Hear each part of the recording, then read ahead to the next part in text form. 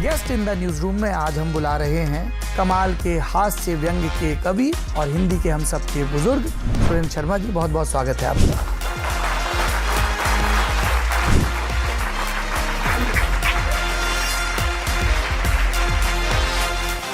आपकी पहली याद क्या है देश से जुड़ी हुई?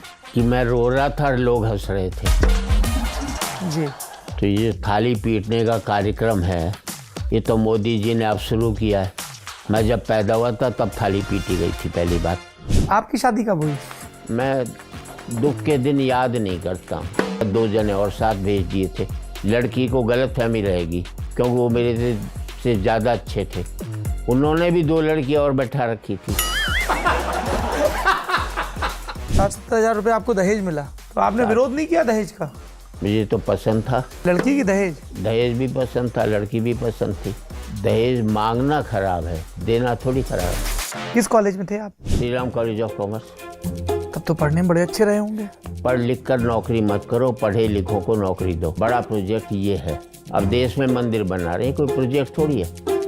देश को मंदिर बनाओ, ये प्रोजेक्ट होना चाहिए। क्या सुंदर बात है, वाह।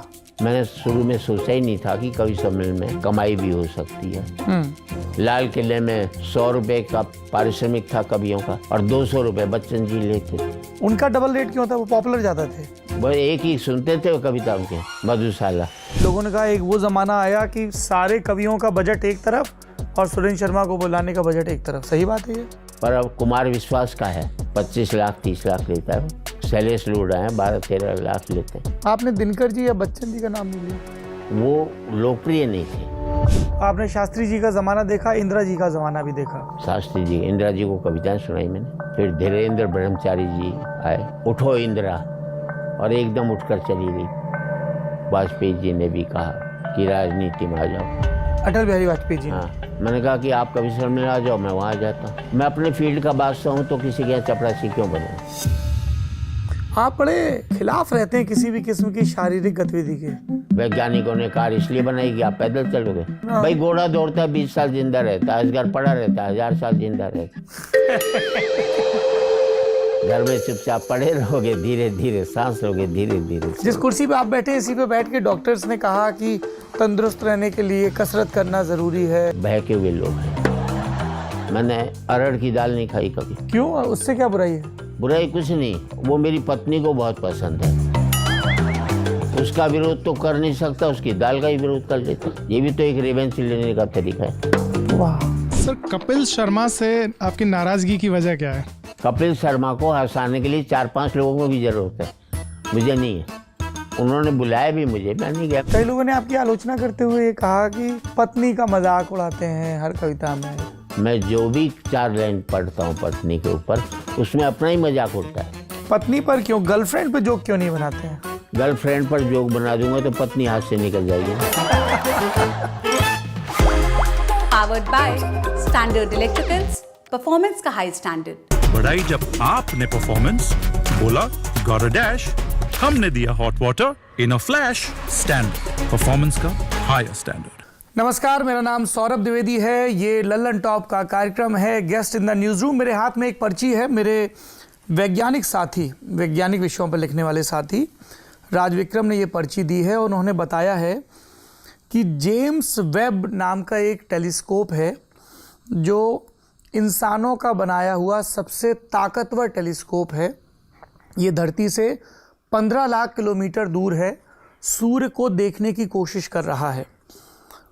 हमको लगता है कि सबसे ताकतवर टेलीस्कोप से भी, जेम्स वेब से, अगर देखा जाएगा तो एक आदमी को कभी मुस्कुराते हुए नहीं पाया जाएगा, ख़ास तौर पर मंचों पर। हमारे बचपन की स्मृति ऐसी है कि एक व्यक्ति हैं जो सो कॉल्ड हास्य कविताएं सुना रहे हैं, पर उनमें बड़ा गहरा व्यंग है, तंज है, समाज के ऊपर, समय के ऊपर। तिस पर तुर्रा ये है कि हमारे पेट में हंस हंस के भले ही बल पड़ जाएं, लेकिन उनके चेहरे पर मुस्कान नहीं दिखती है, ना नंगी आँखों से, ना किसी सूक्ष्म जीव को देखने वाले माइक्रोस्कोप से, और ना ही दुनिया के सबसे ताकतवर टेलीस्कोप से। कमाल के व्यक्ति हैं। Guest in the news room के अब तक के सबसे नौजवान गेस्ट हैं। उम्र सिर्फ 79 साल है और ये हम सब के लिए बड़े हौसले और प्रेरणा की बात है। एक प्रेरणा ये भी है कि कॉलेज में फेल हो गए थे, यानी फेल होने के बाद भी ज़िंदगी में बहुत कुछ हासिल किया जा सकता है। ये बात इसलिए कह रहा हूँ कि ज़रा सा गम मिलने पर ये जो आप लोग फेसबुक और इंस्टाग्राम पर गमज़दा गानों के साथ रील पर रील ठूंसे जाते हैं, तो आप देखें कि आपसे पहले भी तमाम नामवर हुए हैं जिनके घुटने छिले हैं, लेकिन इसके बाद भी उन्होंने न सिर्फ आगे बढ़ना चुना बल्कि ज़िंदगी को बड़ी खूबसूरती से जिया। ये ज़िंदगी को खूबसूरती से इसलिए भी जीते हैं क्योंकि ये साफ साफ कहने में बहुत ज़्यादा ख़तरनाक स्तर तक यकीन रखते हैं। इसलिए बहुत एहतराम के साथ, बहुत सम्मान के साथ guest in the news room में आज हम बुला रहे हैं महेंद्रगढ़ से निकलकर वाया दिल्ली पूरी दुनिया में छाने वाले कमाल के हास्य व्यंग के कवि और हिंदी के हम सब के बुजुर्ग सुरेंद्र शर्मा जी। बहुत बहुत स्वागत है आपका।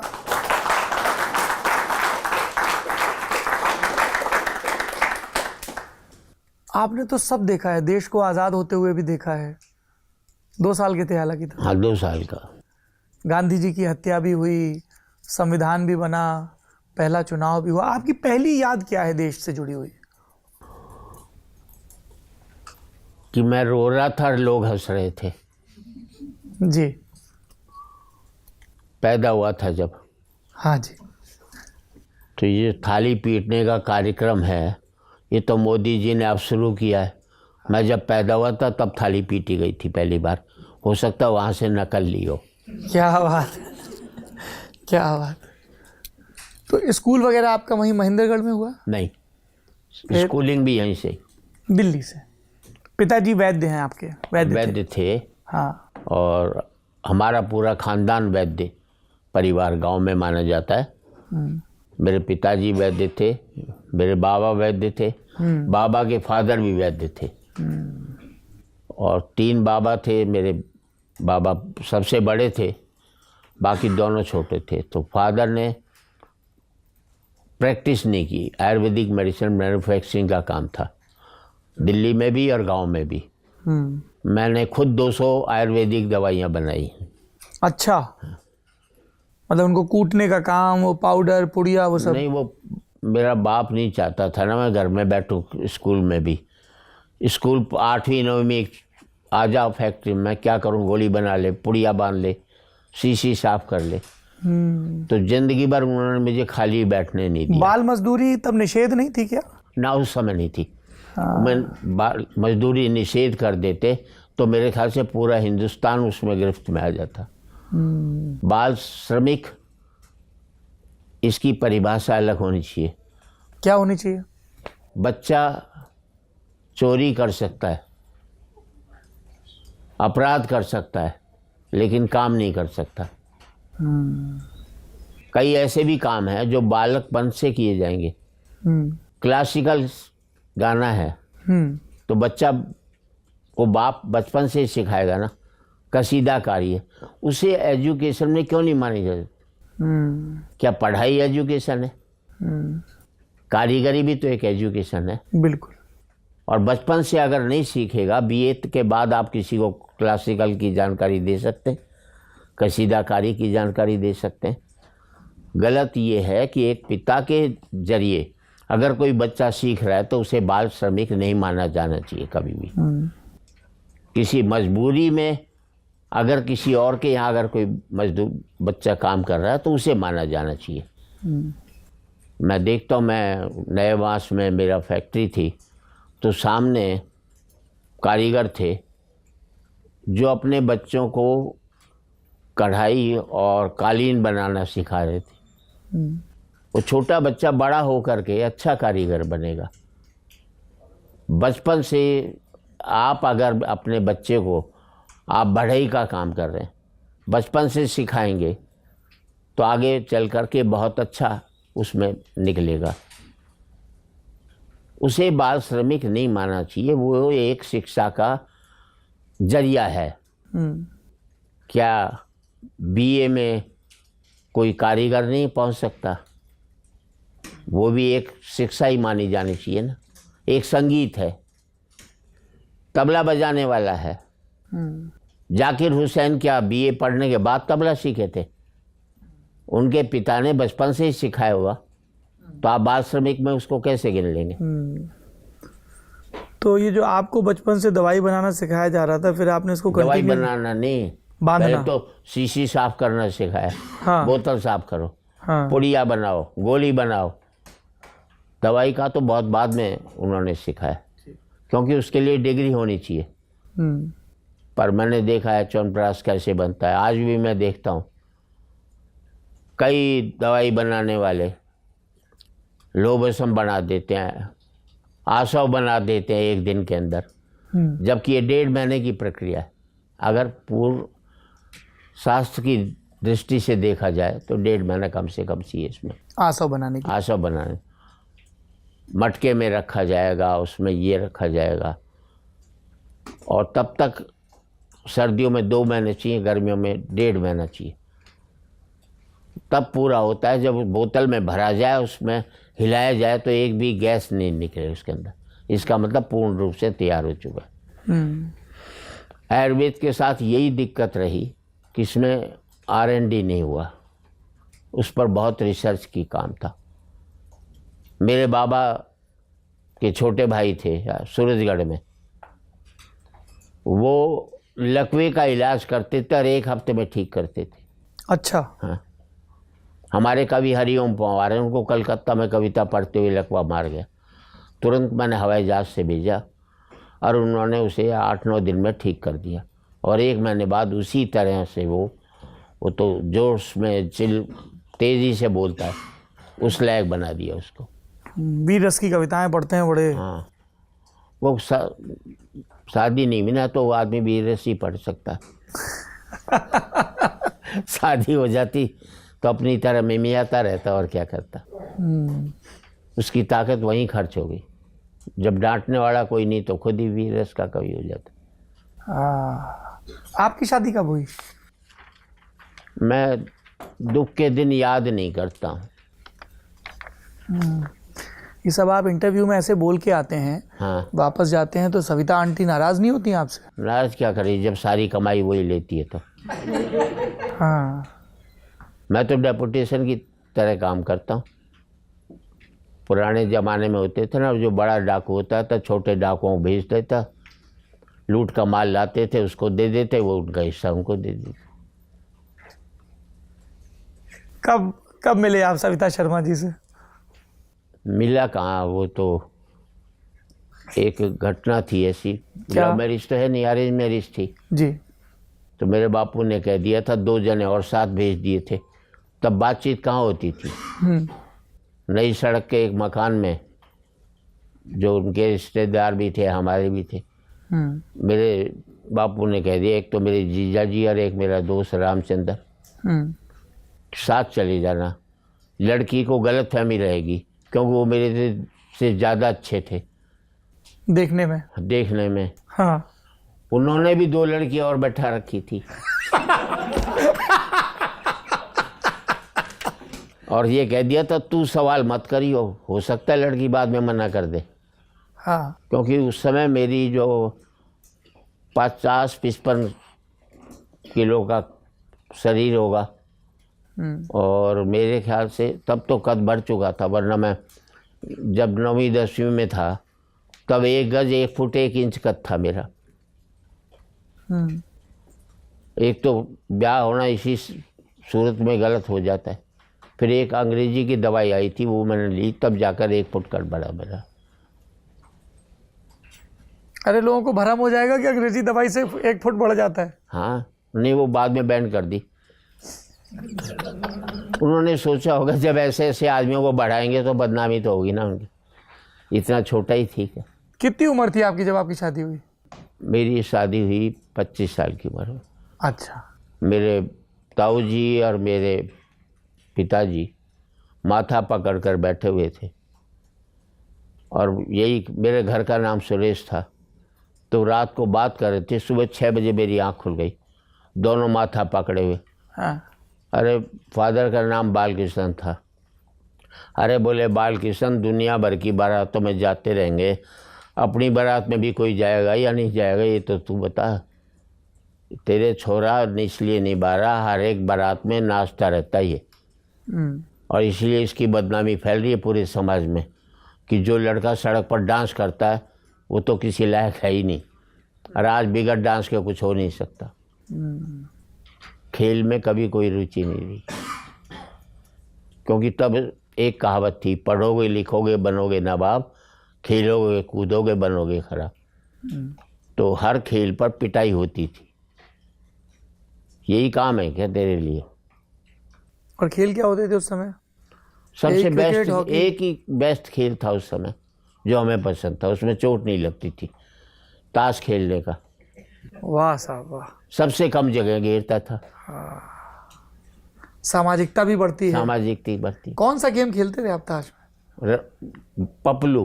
हाँ, क्या बात है। मैं, आदित्य जी, अरुण जैमिनी, तीनों लोग अमेरिका गए 1 महीने। हाँ, उन्हें कह दिया था हमने, अगर आप हमें घुमाने की कोशिश करोगे तो हमसे दुश्मनी करोगे। वो कहते थे अजीब आदमी हो, रात को सोते हैं तो ताश खेल रहे होते हो, सुबह उठते हैं तो ताश खेल रहे होते। 1 महीने का रिजल्ट आया 6,000 रुपये हार का, और वो अरुण जैमिनी हारा। अब उस छोटे से क्या 9,000 रुपये वो भी छोड़ने पड़े। बताइए थोड़ा आप अगर दर्शकों को ये पपलू के बारे में बता दें, बड़ा रोचक गेम है। नहीं, अब वो बताना भी बंद कर दिया। जिस आदित्य जी के साथ खेलते थे, जब उनकी डेथ होगी तो उसके बाद मैंने कहा कसम खा ली अब ज़िंदगी भर नहीं खेलूँ। अब नहीं खेलते हैं? सिर्फ पपलू खेलते थे या रमी, 555, छकड़ी, वही लकड़ी, आता था बस। 29, सीप? ये तो मैंने अभी नाम ही नहीं सुना, वो एक ही खेलते थे बस। और सिखाया किसने पपलू खेलना? आदित्य जी ने। ये कॉलेज के दोस्त हैं आपके? ना, कभी सम्मेलन की बात के? थी।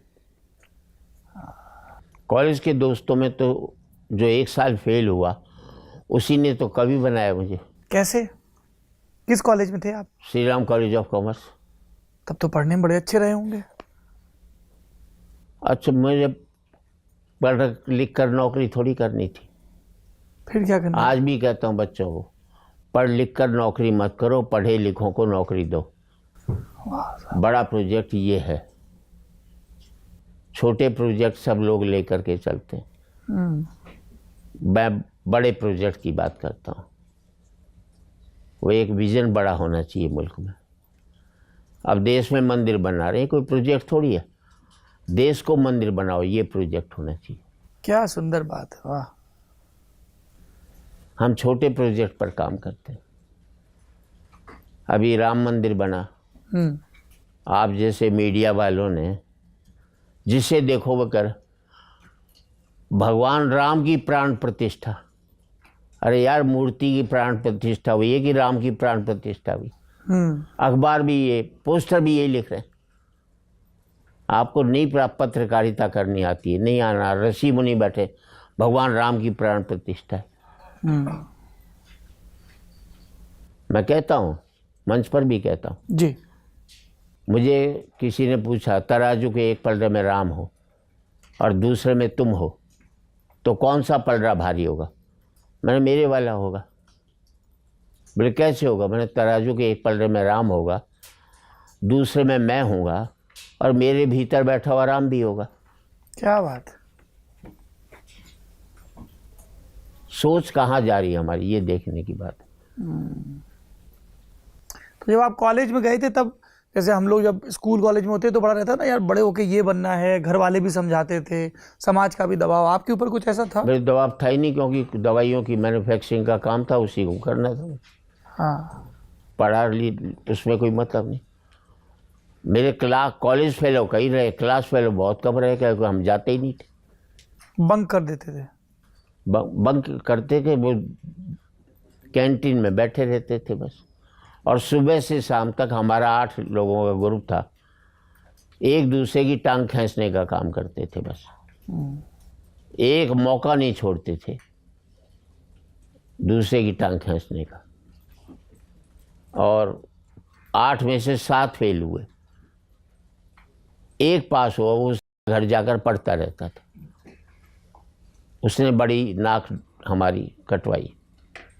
बाद में हमने कई महीनों तक तो उससे बात तक नहीं की। ठीक किया है सर।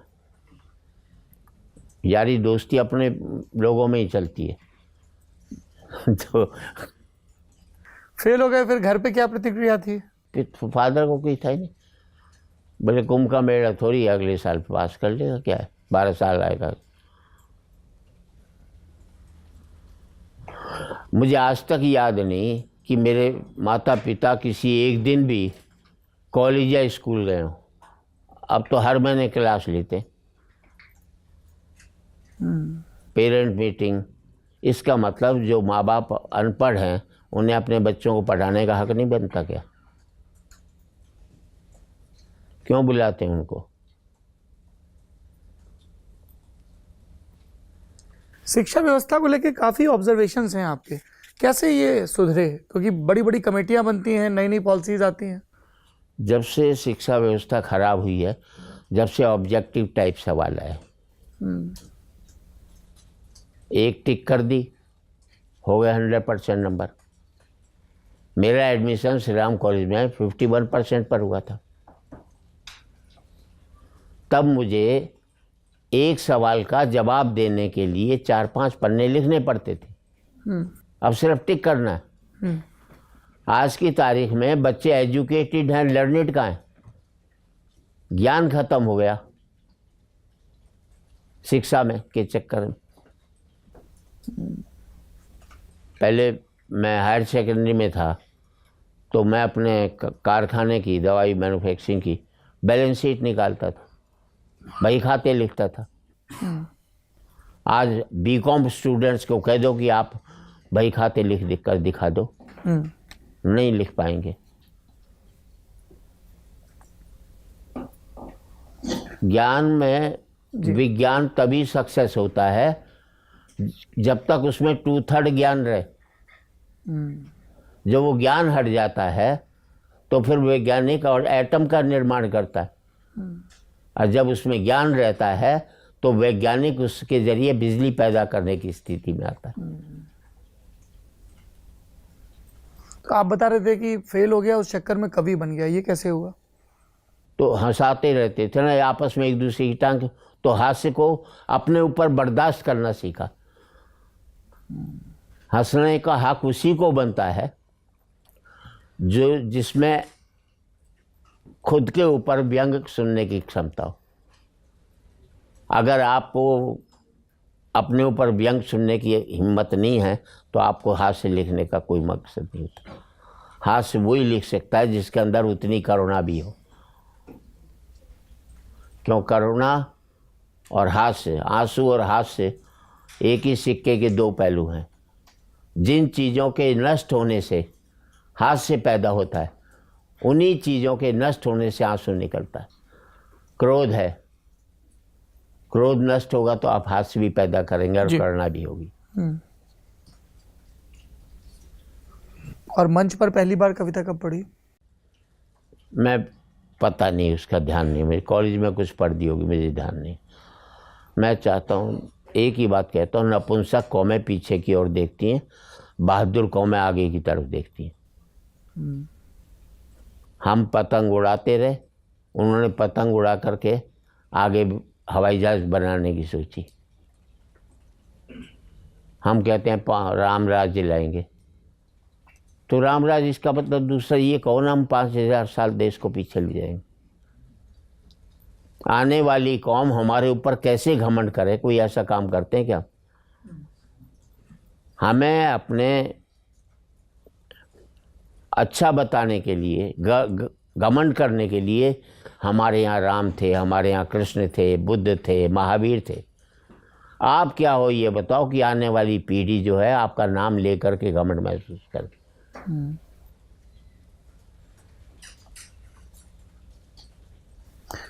हम लोग सर ये जानना चाह रहे हैं कि जो मंच पर कविता पढ़ी जाती है, वो कवि सम्मेलन होते हैं, उसमें आमंत्रण मिलना कैसे शुरू हुआ आपको? ये माउथ पब्लिसिटी का होता है। कहीं एक ने देख लिया, फिर उसने बुला लिया। पहले तो शुरू ये हुआ कि मैं हर साल दिल्ली हिंदी साहित्य सम्मेलन नया बांस मंडल में उप मंत्री था, तो हर साल कवि सम्मेलन कराते थे, होली पर होता था।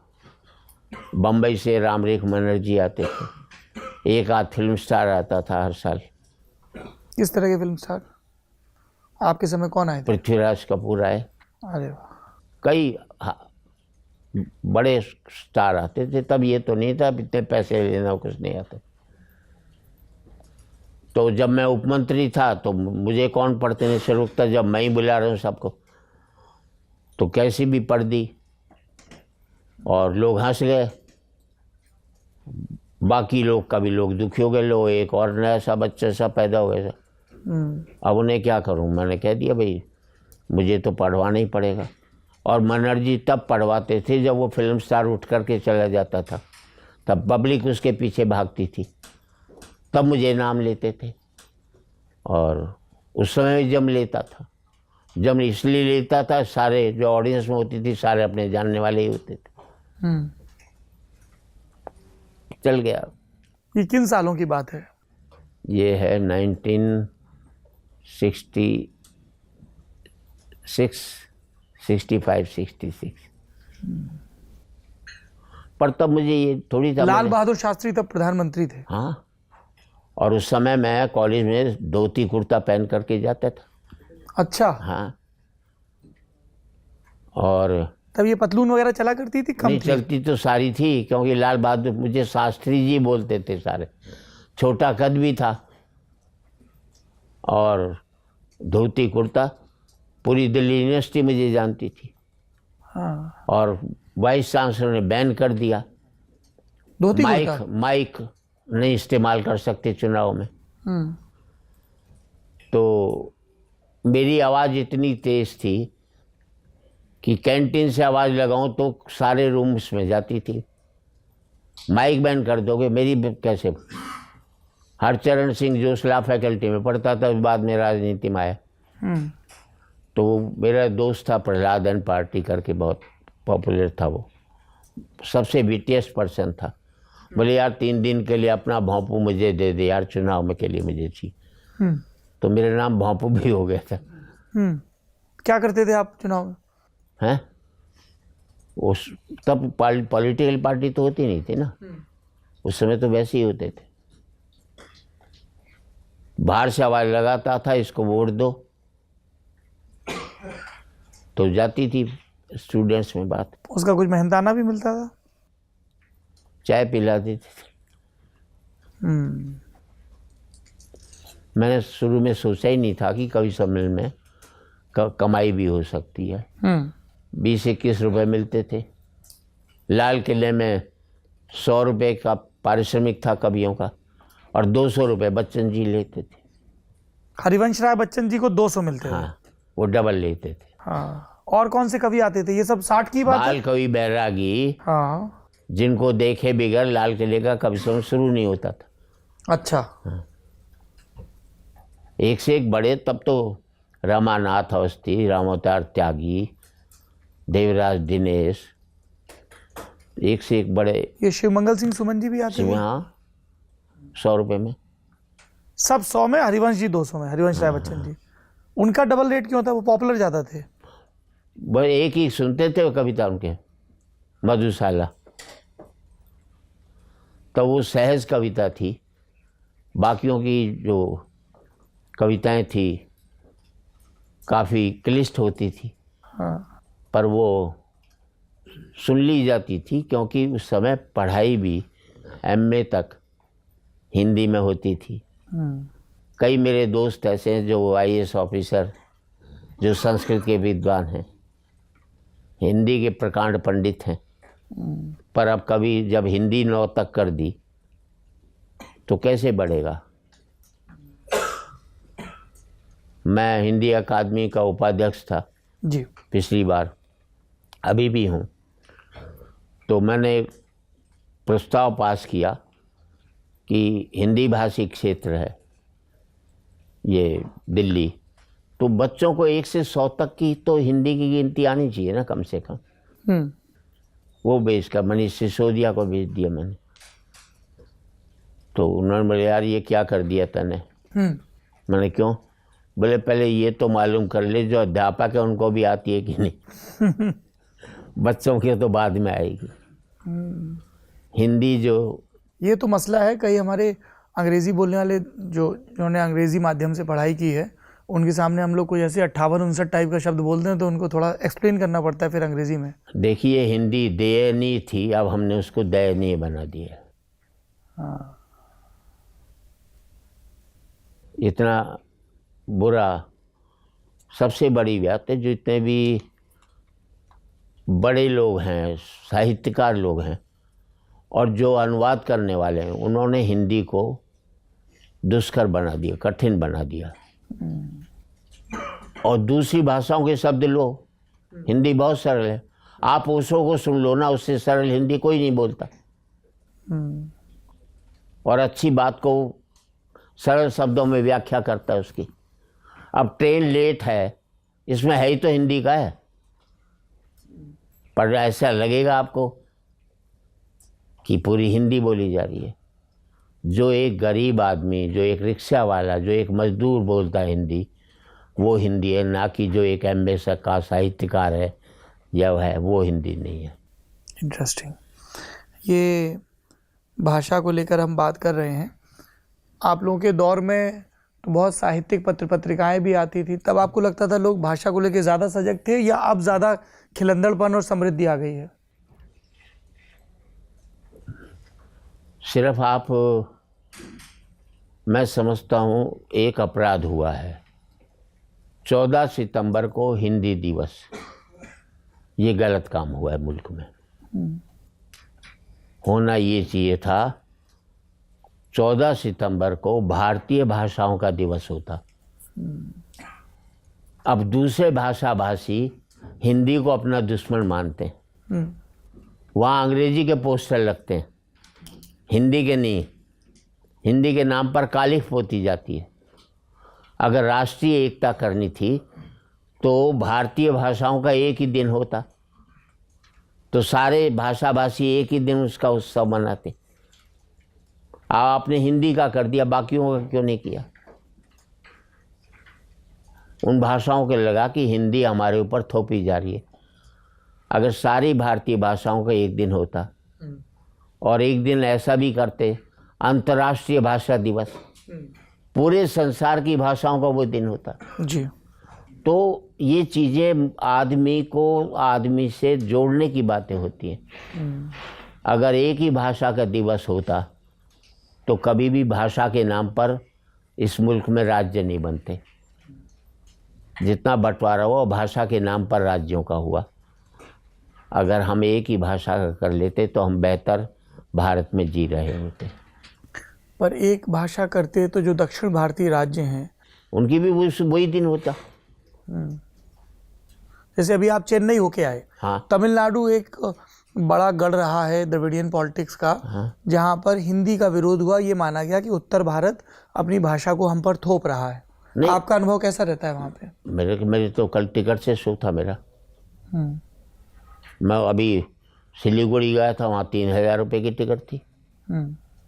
पूरे संसार में जहाँ जाता हूँ वहाँ टिकट सब होता है। सैन फ्रांसिस्को में 26 लाख रुपए की टिकट बिकी। वहाँ के काम के लिए, मंदिर के लिए उन्होंने प्रोग्राम रखा था, तो 26 लाख रुपए मिले। मैं तो नॉर्थ इंडिया में 500 कार्ड भेजो तो 100 आ जाए तो गनीमत है। और वहाँ पर मारा मारी होती है टिकट की जी।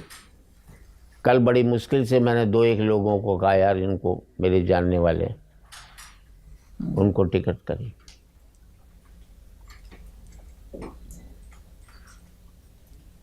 हमारी सोच ही सोचनी है। हमारे तकलीफ जो है,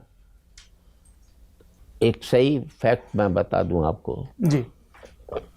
मुझे मेरी 2 कारें सुख नहीं देती। मुझे मेरे सगे भाई की 4 कारें तकलीफ देती। ये हो गया। हम दूसरे के सुख से दुखी हैं, अपने सुख से सुखी नहीं हैं।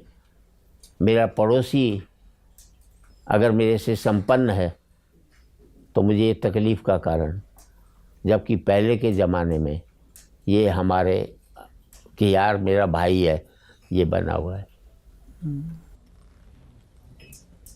और फिर कुछ बातें गलत हुई हैं, जैसे ब्राह्मण, शूद्र, वैश्य, हरिजन, ये नहीं होते हैं, वर्गीकरण नहीं होता तो हम सब भारतीय तो होते ना। फिर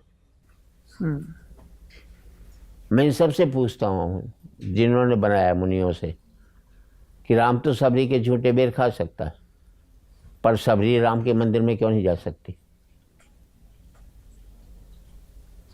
आज तक सोच नहीं पाता हूँ यार, जो मेरी गंदगी उठाता है मेरे से गंदा कैसे हो सकता है? हमारे शास्त्रों में लिखा है कि दलित को वेद का, इसका हक नहीं है। क्यों नहीं है भैया? वो हमारा काम कर सकता है, हम एक दिन उसका काम नहीं कर सकते।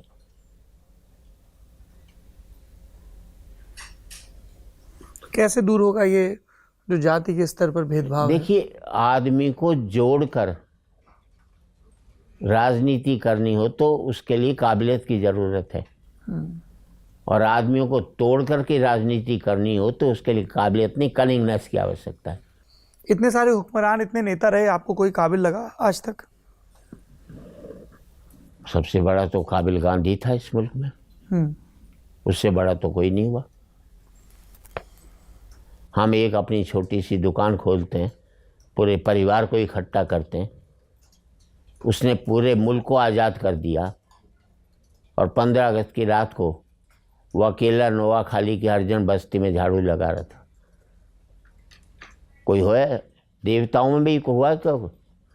कोई एक टुच्चा सा राक्षस किसी देवता ने मार दिया तो सारे फूल बरसाते थे। फूल बरसाना तो दूर, हमें तो गोली मार दी उसको।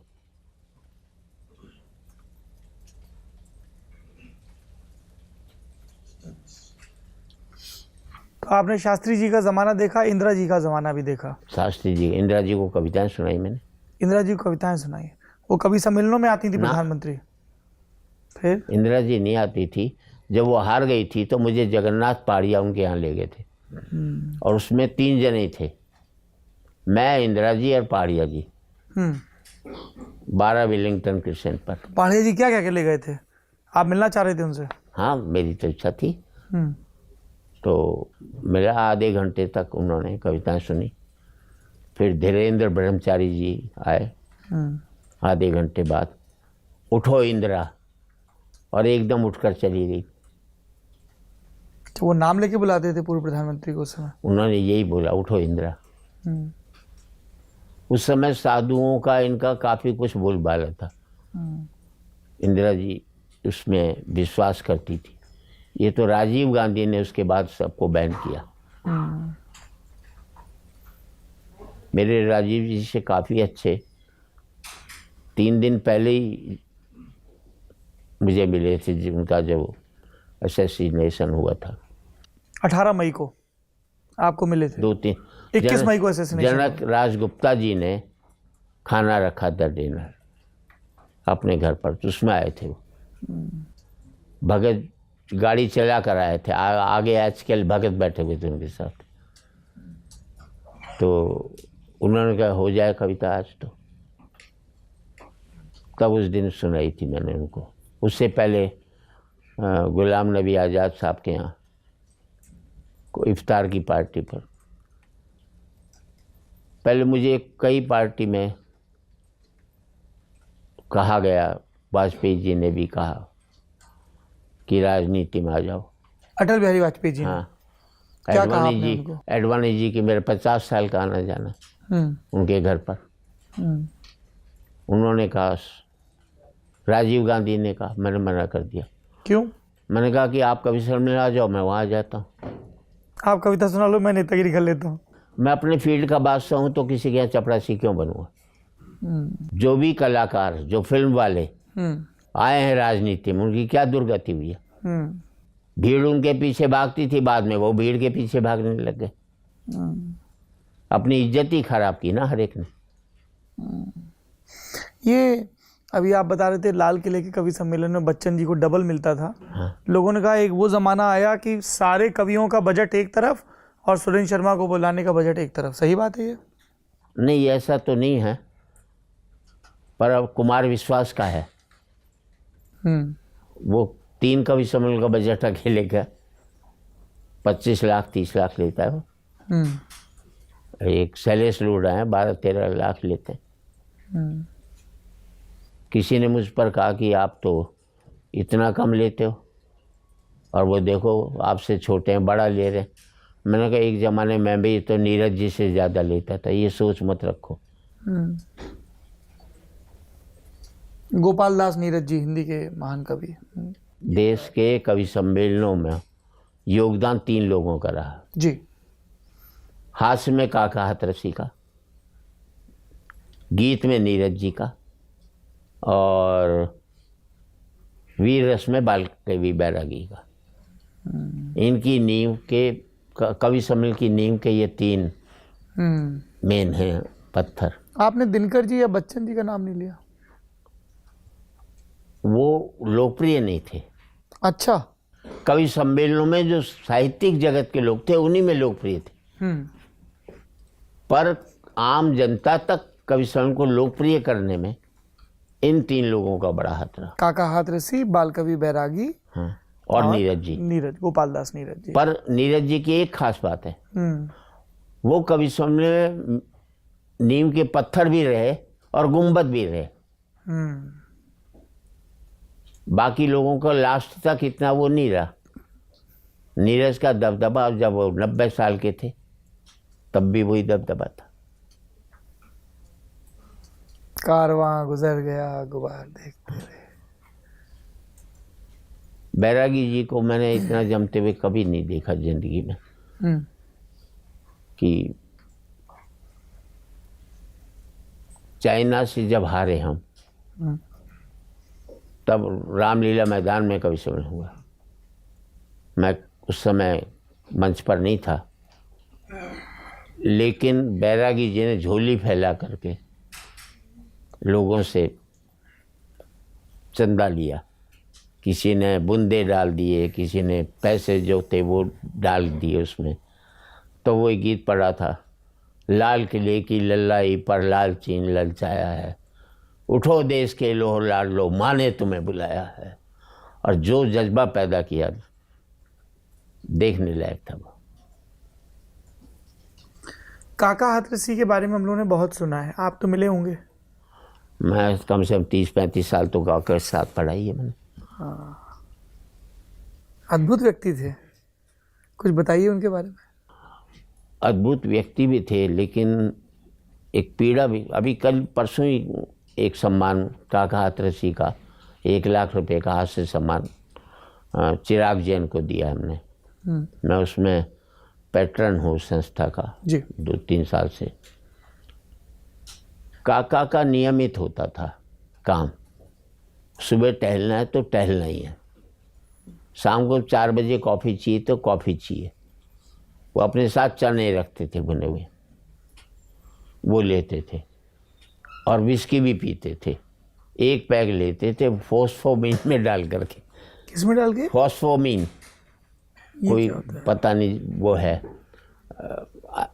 एलोपैथी की वो दवाई है कोई। शराब के साथ मिलाते थे? हाँ, ओके। जैसे टॉनिक टाइप का था। जी जी। हाँ, उसमें विस्की डाल करके पीते थे। वाह साहब। सुबह पहले टहलना है, चाहे रात को 2-3 बजे सोए। मैंने ज़िंदगी में कभी मॉर्निंग वॉक की नहीं। आप बड़े खिलाफ रहते हैं किसी भी किस्म की शारीरिक गतिविधि के। क्या फ़ायदा बेकार में? भगवान ने जन्म इसलिए बनाया। पैदल चल रहे हो, वैज्ञानिकों ने कार इसलिए बनाई कि आप पैदल चलोगे। हाँ, उनका अपमान कर रहे हो आप। उनको पता होता कि ये दुर्गति मेरी कार की करेंगे, दौड़ रहे हैं सुबह पहले, क्यों? मतलब खिलाड़ी कब रिटायर हो जाता? 40 साल के ऊपर रिटायर हो गया ना। पहलवान हो गया 30 साल में रिटायर हो गया। जो ये नहीं करते तो 60-70 साल तक आराम से ज़िंदगी चलती इनकी। आप 80 साल के होने वाले हैं, आपने कभी एक्सरसाइज दौड़ना? जरूरत ही नहीं, क्यों बेकार में हाथ पैर तोड़ो अपने। एक दिन करी नहीं मॉर्निंग वॉक। स्कूल मेरा 500 मीटर पड़ता, तब साइकिल लेकर जाता था। मैं मॉर्निंग वॉक के तो सदा खिलाफ हूँ। ये सब जो इतना भाई घोड़ा दौड़ता है 20 साल जिंदा रहता है, असगर पड़ा रहता है 1000 साल जिंदा रहता है। नहीं, भगवान ने जितनी सांसें दी उतनी लोगे, उससे ज़्यादा तो नहीं ले सकते ना आप। जब दौड़ोगे तो जल्दी जल्दी सांस लोगे, घर में चुपचाप पड़े रहोगे, धीरे धीरे सांस लोगे, धीरे धीरे। जिस कुर्सी पे आप बैठे हैं इसी पे बैठ के डॉक्टर्स ने कहा कि तंदुरुस्त रहने के लिए कसरत करना ज़रूरी है, शारीरिक रूप से सक्रिय रहिए। हो सकता है कि किसी ने उनको बहके हुए लोग हैं। जितने भी डॉक्टर हैं सब बहके हुए। आप खुद डॉक्टरों के परिवार से आते हैं, वैद्यों के परिवार? हाँ, मैं कहता हूँ, तभी तो छोड़ दिया मैंने बाद में। उनकी बात मानता तो अभी तक मैं तो बर्बाद हो चुका होता। और 2 पैग रोज रात को ड्रिंक भी करता हूँ। और एक ही बात है, मैं भूख से 1 रोटी कम खाता हूँ। दूसरे जंक फूड नहीं खाया कभी ज़िंदगी में, होटल में नहीं खाता, घर का आकर के खाना खाता हूँ।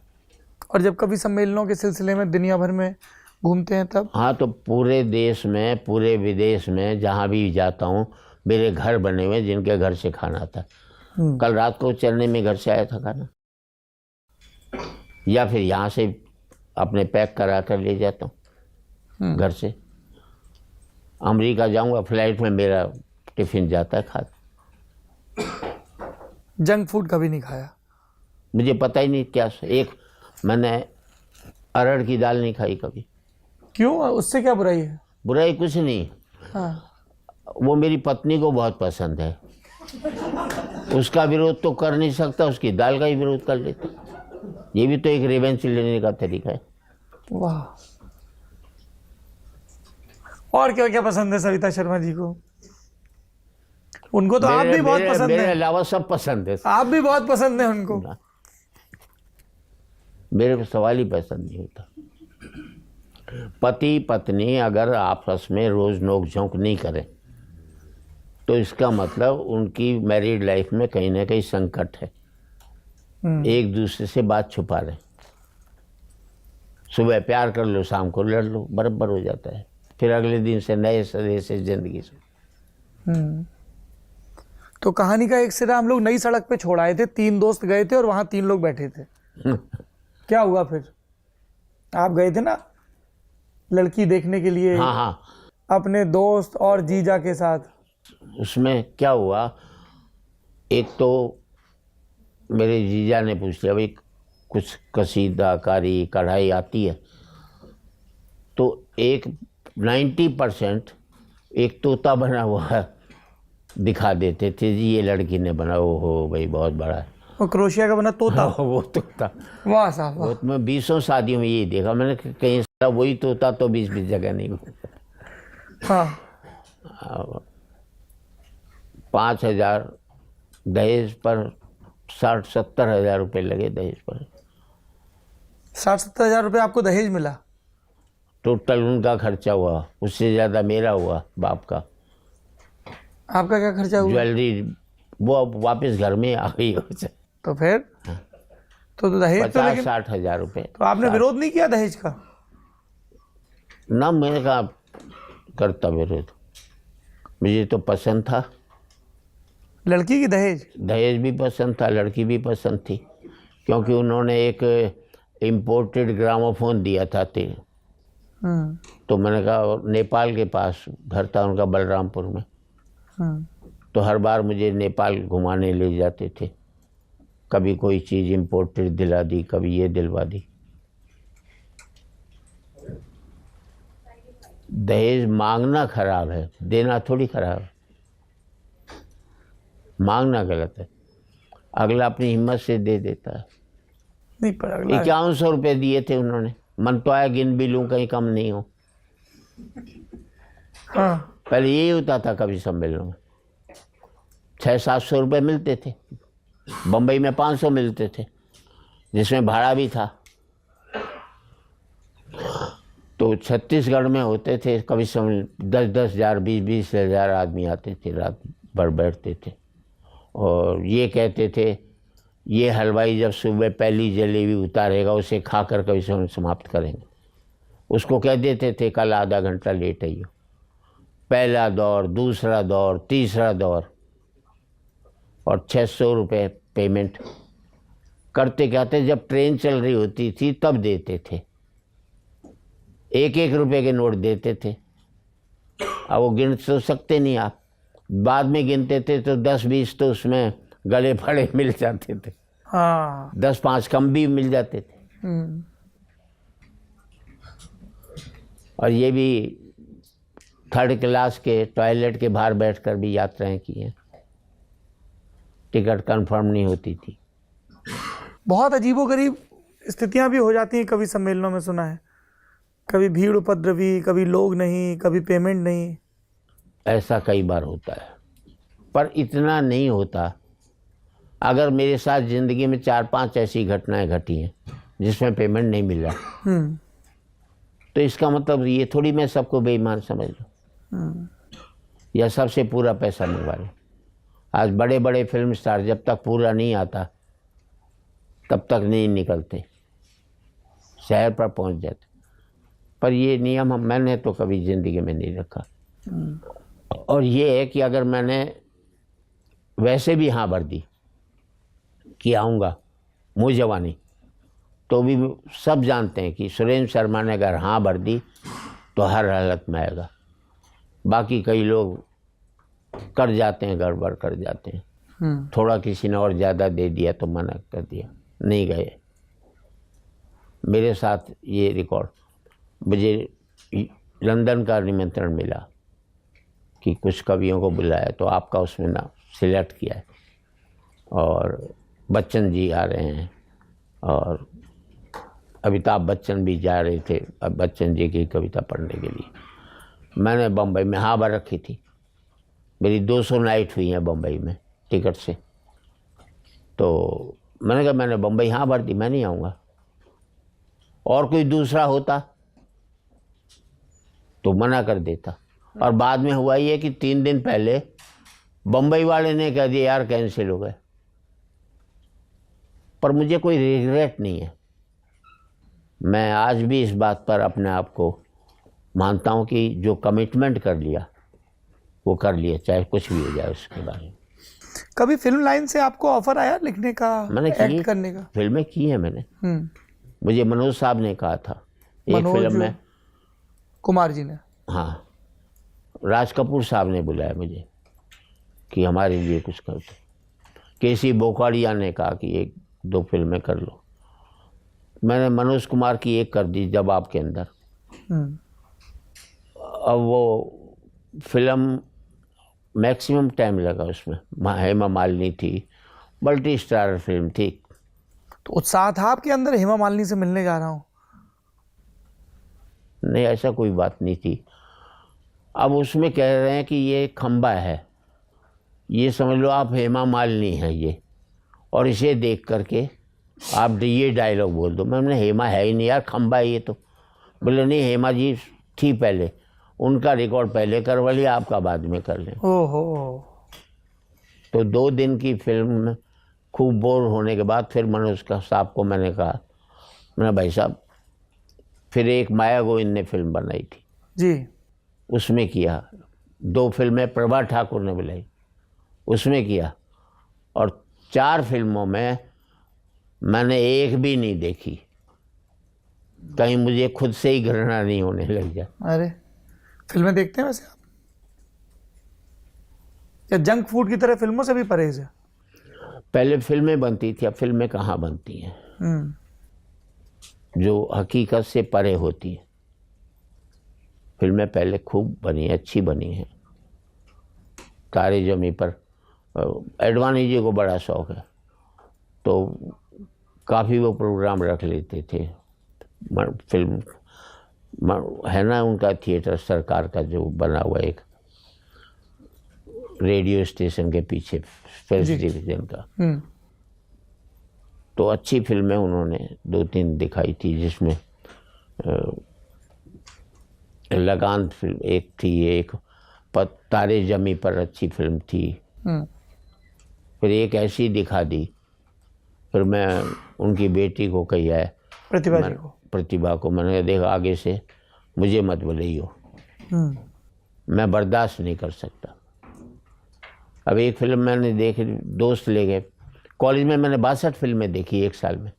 जब फेल हुआ उसमें पीछे फिल्मों का भी बड़ा हाथ था। मतलब हर हफ्ते कम से कम एक, कुछ हफ्ते दो भी 62 वाह साहब। नहीं, कोई भी फिल्म देखनी, फर्स्ट डे फर्स्ट शो देखनी और बस में बता देनी, अगर ये पता लग जाए ना असली कातिल ये है, तो पूरी फिल्म का मज़ा ख़राब हो जाए। तो पूरी बस को इस लायक नहीं छोड़ते थे कि वो फिल्म देख ले। कौन सी फिल्म थी उस साल की सबसे यादगार? एक थी जिसमें अशोक कुमार का डबल रोल था, और उसमें अशोक कुमार का जो डबल रोल है वो कातिल निकलता। सबको फिर से बता दी। सबको फिर से बता दी मैंने, यार डरियो मत यार, अशोक कुमार का डबल रोल है, वो ही कातिल निकलेगा इसमें। तो सारे बस वालों को, यार तुमने हमारा मज़ा और ख़राब कर दिया, उनको जानने लायक नहीं छोड़ा। हमें बस ये सुखी होती थी। एक दोस्त को ले गए किसी को ग्रुप में से, यार फिल्म देखते हैं, और पानी पीने का बहाना किया, वो सबसे ख़राब फिल्म देख करके बाहर आ गए अपने, उसको फंसा दिया। फिर बस में जो सबसे ख़राब होती थी उसकी चर्चा करते हैं, यार इसका लास्ट सीन अगर नहीं देखो ना तो सारी फिल्म बर्बाद है। सबको ज़बरदस्ती दिखवाते थे और अगले दिन गाली पड़ती थी, उसको एंजॉय करते थे। कमाल है। ये 4 लाइनर लिखने कब से शुरू हुआ? एक तो 1980 में शायद आपकी कैसेट आई थी, कैसेट आई थी टी सीरीज में। ये गुलशन कुमार मेरे घर आते थे, खारी बावली में रहता था। वो खारी बावली में रहते थे? मैं। अच्छा। इनका तो जूस की दुकान भी थी एक दरियागंज में, इसके फादर की। तो मैंने कहा इससे आपकी पब्लिसिटी हो जाएगी। मैंने कहा पब्लिसिटी मेरी हो जाएगी तो मुझे तेरे घर आना चाहिए, तू मेरे घर क्यों आ रहा है? टीपी झुंझुनवाला उस समय इनकम टैक्स में कमिश्नर थे जी, जो शीला झुंझुनवाला के पति हैं थे। उनकी डेथ हो गई। शीला झुंझुनवाला जो दैनिक हिंदुस्तान, साप्ताहिक हिंदुस्तान, कादम्बनी की एडिटर रही जी, और अभी भी 96 साल की उम्र में उन्होंने अपनी एक किताब निकाली। तो उन्होंने हाँ भर दी, बोले मैंने सुरेंद्र 40,000 रुपये में तेरी बात कर ली। उन्हें बहुत ज़्यादा अमाउंट लग रहा था। और गुलशन कुमार ने जो कमाया, एक तो मेरी कैसेट से करोड़ों कमाए, एक वंदना वाजपेयी थी, उसे लता जी के गाने गवा करके उन्होंने मैक्सिमम कमाया। और मुझे रॉयल्टी अभी तक वो 40,000 ही मिली, उन्होंने करोड़ों कमा लिए उससे। पर साइन मेरे से ऐसे करवा लिए कि मैं कुछ बोल नहीं पाया। पर उसके एसेट में मैं जब पहली बार अमेरिका गया, 12 जगह मेरे कार्यक्रम थे, सब जगह उस कैसेट की वजह से मेरी सब हाउसफुल गए। तो मुझे टर्निंग पॉइंट मेरा वो था। एक टर्निंग पॉइंट मेरा वो था जब नए साल के प्रोग्राम में साठे साहब थे उसमें, तो वसंत साठे जी थे, और वो गोल्डन पीरियड था दूरदर्शन का, जब कलर भी हुआ था। 80s की बात है, 80 के दशक की। हाँ, तो मेरी कालू वाली एक कविता आई थी। क्या कविता है सर? एक आदमी के डबल रोल की कविता थी। उस समय तो टीवी एक ही था, एक के घर टीवी था, पूरा मोहल्ला इकट्ठा होता था वहाँ देखने के लिए। गीत आता था उस दिन, सारे इकट्ठे हो जाते थे जी। हाँ। आज सारे मिलकर वैसा चैनल नहीं बना। रामायण कर्फ्यू लगता था, महाभारत, मालगुड़ी डेज, भारत की खोज, एक से एक बढ़िया सीरियल आते थे। पर अब तो कुछ होता ही नहीं। हर सीरियल में एक कोई ना कोई बुजुर्ग बूढ़े को षड्यंत्रकारी दिखा देंगे, बुआ को दिखा देंगे। रिश्तों को ख़त्म कर दिया, हाथ से ख़त्म हो गया, उपहास बढ़ता चला गया। और बुड्ढों को षड्यंत्रकारी दिखाने लगे हैं। रिश्तों को खिलौना बना दिया। हम लोग भी आती थी ना उसमें एक रिश्तेदार, उससे देश में परिवार में टूटन शुरू हुई। दूसरा ये जो मोबाइल आया है इसने बहुत नुकसान किया मुल्क को। अभी भी एक दोस्त ने, एक कौन से कंट्री ने कहा है कि बच्चों के, ऑस्ट्रेलिया ने, ये 16 साल तक के बच्चों को सोशल मीडिया से दूर रखा जी। ये तो इस देश में सबसे पहले होना चाहिए। बिल्कुल। सेक्स की शिक्षा नहीं दे रही, दिखाई कर रहे हैं, सेक्स सीख रहे हैं। और प्रोन कुछ क्या नहीं आ रहा है इस मुल्क में। कमाई नहीं हो तो नंगे रहो, नंगेपन की क्यों कमाई करो। ये जब सैटेलाइट टीवी आया तब बहुत सारे कॉमेडी के प्रोग्राम आने लगे। उन प्रोग्राम्स के लिए आपको इनवाइट आया? देखिए, कोई भी प्रोग्राम जाता है, इनवाइट मुझे हर एक के लिए आता था जी। कोई ऐसी बात नहीं, एक आध कर लिया तो अलग बात है, वरना मेरा उसमें दिलचस्पी नहीं। मैं कभी समझ में भी कह देता हूँ कैमरे उतार दो, मुझे रिकॉर्डिंग नहीं करानी। कि जब मैं खुद मौजूद हूँ, आप वैष्णो देवी के मंदिर में जाओगे, उसकी फ़ोटो खींचोगे या उसके दर्शन करोगे? तो मैं अपनी कैसेट की रील भेज देता हूँ, वो चला दो पर्दे के ऊपर। 100% आपकी आँख से आँख मिलती है आर्टिस्ट की, तब जा कर के वो उसकी वाइब्रेशन से सीखता है। अगर मैं मन से बोलता हूँ तो मन तक जाता है, मुंह से तो बोलता नहीं ना। अब क्या हो गया, पहले कलाकारों को कम पैसा मिलता था जी, तो वो मन से गाते थे। फिर ज़्यादा पैसा मिलने लगा तो मुंह से गाने लगे। उससे ज़्यादा मिलने लगा तो आप लिप मूवमेंट करते। मैं आज तक समझ नहीं पाया यार, डांस करते हुए इतनी अच्छी आवाज़ कैसे निकलती। इसका मतलब लिप मूवमेंट कर रहे हैं बैठे बैठे, पूरी तरह से डांस कर रहे हैं और आवाज़ में फ़र्क नहीं आ रहा। तो और डांस का तो आपको बड़ा अभ्यास है। आपके ताऊजी और पिताजी बातें भी कर रहे थे, ये लड़का नाचता रहता है। हाँ, तो फिर उसके बाद से जिस शादी में मैं जाता था, एक हाथ मेरा ताऊजी पकड़ लेते थे, एक पिताजी, कि कहीं कूदने नहीं लग जाए, इसका ब्याह हो जाए, उसके बाद ये कुछ भी करता नहीं। आपने अपनी शादी में डांस किया था? अजी कहाँ कर सकते थे, नहीं ना। तो बस तोता देख के आए और शादी तय हो गई। तय हो गई। और कोई सवाल नहीं पूछा गया? सवाल मैंने तो पूछा ही नहीं, बाप ने मना कर दिया था। उन्होंने, आपकी होने वाली पत्नी ने आपसे कोई सवाल पूछा? अजी वो तो यही देख रही थी, इनमें से कोई सा भी हो ठीक है सर। तीनों ठीक है? तीनों ही ठीक है। पर ये भी उन दिनों इतना कॉमन हो गया था कि लड़के लड़की एक बार एक दूसरे को देख लें। हाँ, इतना हो गया था शहरों में। वरना 90% तो इसमें होते थे तय रिश्ते, बिरला मंदिर में। अच्छा, मुख्य साधन वो था। ये जो मंदिर मार्ग पे बिरला मंदिर है। हाँ, उसमें दोनों आ जाओ, वहीं देख लो। फिर उसके बाद शुरू हुआ रामलीलाओं में, लड़का लड़की देखने का सिलसिला। हाँ, वहाँ पता भी नहीं लगेगा, आपस में मिल लेंगे। उधर सुफन खां की नाक काटी जा रही है, इधर रिश्ता तय किए। वाह साहब। तो ये जब आपकी कैसेट रिलीज हुई 4 लाइना वाली, कभी ऐसा हुआ आप कहीं जा रहे हैं और आप अपनी आवाज़ सुन रहे हैं? ऐसा पूरे उस समय कैसेट कहीं भी चले, एक एक दुकानदार कहता था मैंने आपकी कैसेट से 20,000 कमाया, 25,000 कमाए। तब वही चलती थी। पहली 4 लाइना क्या लिखी थी, ध्यान है आपको? इतना कोई ध्यान नहीं रखता। सबसे ज़्यादा फरमाइश किसकी होती थी कवि सम्मेलनों में तब? मुझे ये भी ध्यान नहीं क्या। अब मैं हाथ से कम पढ़ता हूँ, एजुकेशनल ज़्यादा पढ़ता हूँ। तो अब एजुकेशन की ज़्यादा ज़रूरत है, जिसमें हाथ से हो लेकिन कहीं एजुकेटेड हो तो ज़्यादा ज़रूरी है। कई लोगों ने आपकी आलोचना करते हुए ये कहा कि पत्नी का मजाक उड़ाते हैं हर कविता में। वो उन्हें हास और उपहास का मतलब नहीं समझ में आता।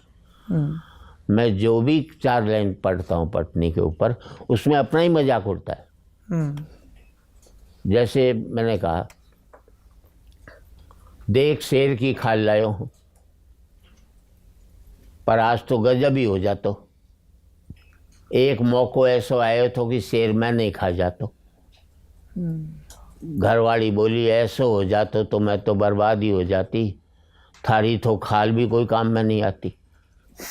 तो मैं अपना मजाक उड़ाता हूँ, हाँ, पत्नी का नहीं उड़ाता। हाँ। तो उसमें फर्क पड़ जाता है और कहीं नहीं।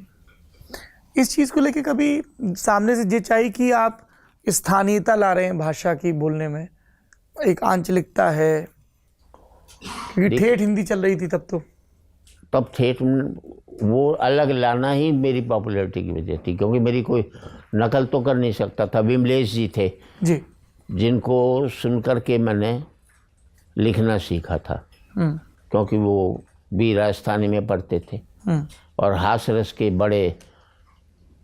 बहुत बड़े कवि थे। उन्होंने राजस्थानी में रामायण भी लिखी है। अच्छा। पर समय की ऐसी रही कि उन्होंने काफ़ी पी कर के मंच पर जाना शुरू कर दिया, पढ़ने में दिक्कत पैदा हो गई। लेकिन आज भी मैं उन्हें अपना आदर्श मानता हूँ कि वो।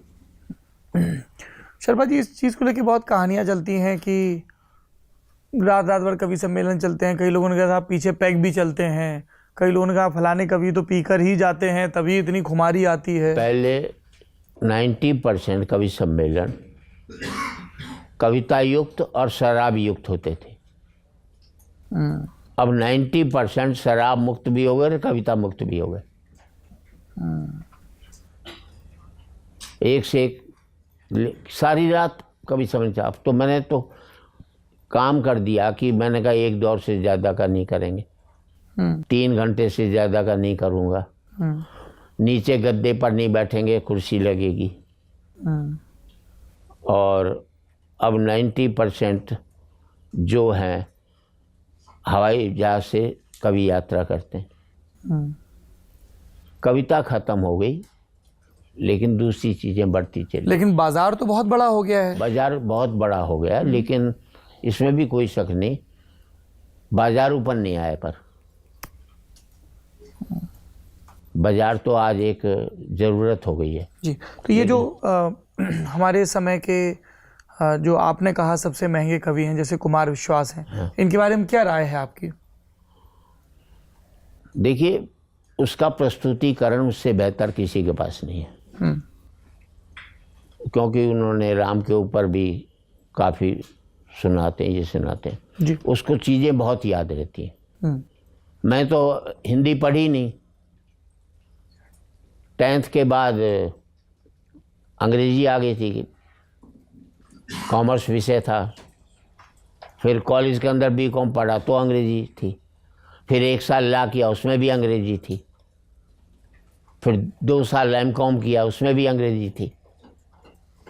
पर यह कि मैंने किताब में कहीं भी अंग्रेजी का तभी इस्तेमाल किया है जबकि पेपर देना हो। वैसे मैं सदा हिंदी के जी उसमें रहा हूँ, मैंने कभी भी उसका इस्तेमाल नहीं किया। और हिंदी मेरे कई बार फ़ायदे में रही। पेरिस गया मैं, वो अपनी भाषा के प्रति इतने वो रहते हैं कि दूसरी भाषा बोलते ही नहीं है। फ्रेंची बोलते हैं। फ्रेंच ही बोलते हैं। अब कैसे बात करूं? तो मैंने उनसे हिंदी में बातचीत शुरू की। मैं भाई साहब ये बता दीजिए। अब उनका माथा बनना गया, वो फ्रेंच बोले, मैं हिंदी बोलूं। वाह। फिर उन्होंने कहा what do you want to say. फिर मैंने कहा भाई ये तब जानते सब हैं, पर अपने भाषा के सम्मान के लिए वो नहीं बोलते। कितने देश घूम लिए आपने? ध्यान नहीं, 100 के ऊपर हो गए होंगे? 100 तो नहीं। नहीं, जहाँ भारतीय रहते हैं वहीं जाऊंगा। कभी सम्मेलनों से इतर घूमने का मन किया कि घूम के आए, या ऐसे ही इतना घूमना हो जाता है? कभी नहीं, कभी नहीं। क्योंकि आप जाके भी तो खेलते तो पपलू ही हो। हैं? कभी नहीं। अब तो नहीं खेलता, अब तो क्योंकि आदित्य जी की डेथ के बाद फिर नहीं खेल। अच्छा, अब मैं अपने साथियों के लिए फ्लोर खोल रहा हूँ, लेकिन कई आलोचकों ने ये कहा कि चूंकि आपको मनमोहन सिंह के ज़माने में पद्मश्री मिला, इसलिए आप नरेंद्र मोदी की खूब आलोचना करते हैं, प्रत्यक्ष या परोक्ष, लेकिन कांग्रेस की नहीं करते हैं। जी, इंदिरा गांधी की भी काफ़ी की। लोग आलोचना को विरोध मान लेते हैं। आलोचना विरोध में फ़र्क है। आलोचक आपका दोस्त होता है। समर्थन और चापलूसी में फ़र्क है। मैं समर्थन कर सकता हूँ, चापलूसी नहीं कर सकता। तो लोग अर्थ ही गलत लेते हैं। मैं आलोचना करूँगा, सही बात है, सही बात की आलोचना करनी चाहिए।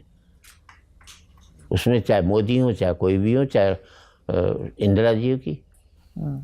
जब इंदिरा जी थी तब इमरजेंसी में लिखा था, इंदिरा जी के आज दिन में 3 छींक आई। पेपर में पहले ही पेज पर उन छींक की फ़ोटो खबरों के साथ में आई।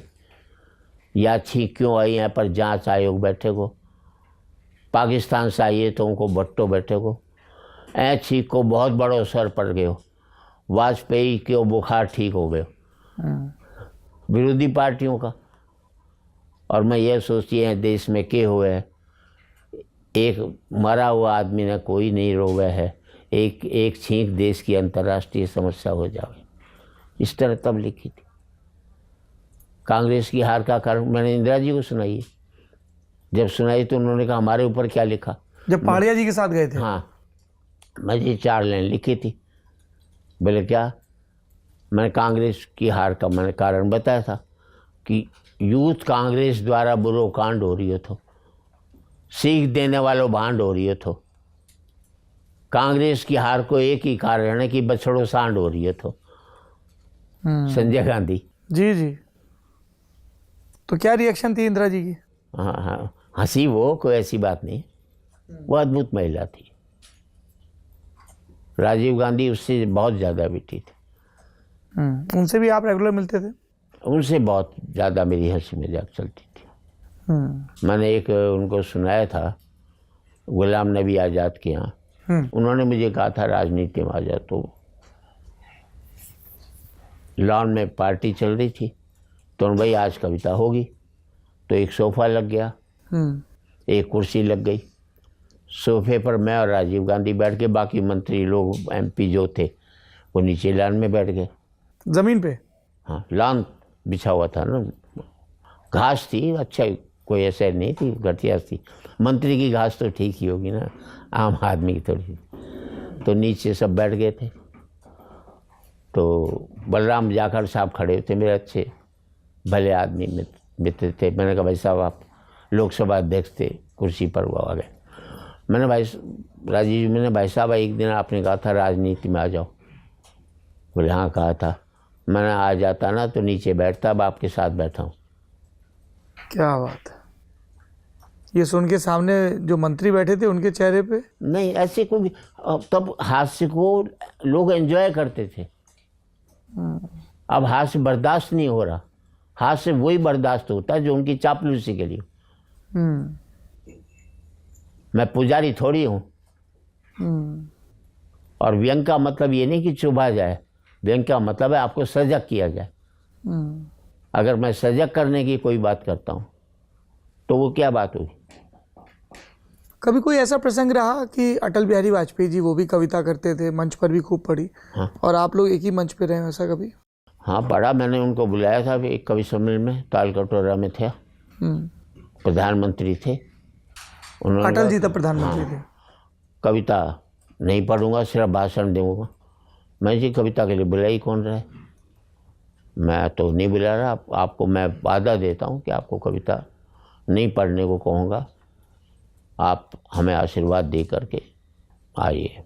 आ गए, भाषण दिया, बैठ गए। अब पूरा पब्लिक तालकोटर स्टेडियम भरा हुआ, वो कविता कविता कविता। तो उन्होंने मेरी तरफ देखा, वाजपेयी जी ने। तो मैं माइक पर गया, मैंने पब्लिक से कहा, मैंने देखो, मेरे वचन का आप इज्जत रखो। मैं ये वचन देकर आया हूँ कि आपसे कविता नहीं पढ़वाऊँगा। तो आपको अब मेरी बात मान लीजिए। और वैसे भी मैं आपको बता दूँ, कभी चाहे प्रधानमंत्री भी हो जाए, बिगर पेमेंट के कविता नहीं पढ़ सकता। तब वो माइक पर अपने आप आया और फिर उन्होंने आधे घंटे पढ़े। अच्छा, क्या बात है, बहुत सुंदर। तब ऐसा नहीं था। गिरिजा व्यास के यहाँ कवि गोष्ठी थी, कांग्रेस की थी, वाजपेयी जी वहाँ थे, धर्मवीर भारती थे, कन्हैयालाल नंदन थे, रामानाथ अवस्थी थे, और एक इनकम टैक्स बोर्ड के चेयरमैन थे, वो भी कविताएं लिखते थे। उन्होंने पता लगा तो उन्होंने मुझे कहा, यार मुझे भी थोड़ी देर पढ़वा दियो वहाँ पर। उनको बुलवाया मैंने। टीपी झुंझुनवाले थे, 15-20 लोग थे, गिरजा कुमार माथुर थे। लेकिन उस दिन वाजपेयी जी ने मेरे ख्याल से 1 घंटे पढ़ा होगा। कोई अच्छा। रिकॉर्डिंग नहीं थी, कोई कुछ नहीं था। अब याद आती है, वो रिकॉर्ड होती तो एक अद्भुत होती, इतने बड़े साहित्यकारों के बीच में।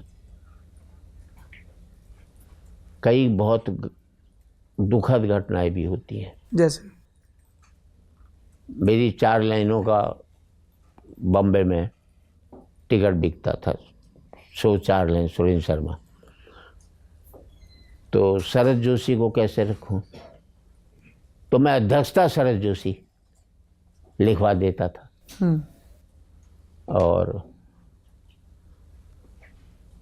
हुआ ये कि जिस दिन शाम को बिरला मातुश्री में प्रोग्राम था, सुबह 10 बजे मैं बॉम्बे पहुंचता हूं, पता लगा शरद जी की मृत्यु हो गई।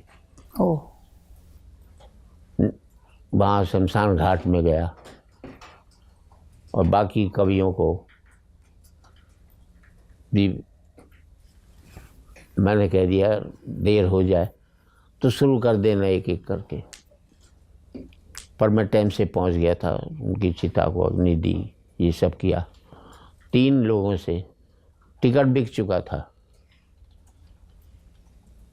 फिर मैंने यही कहा कि जिसके कंधे पर ये मेरा 4 लाइन का कार्यक्रम चलता था, आज मैं उसको कंधा देकर आपके बीच में आया हूँ।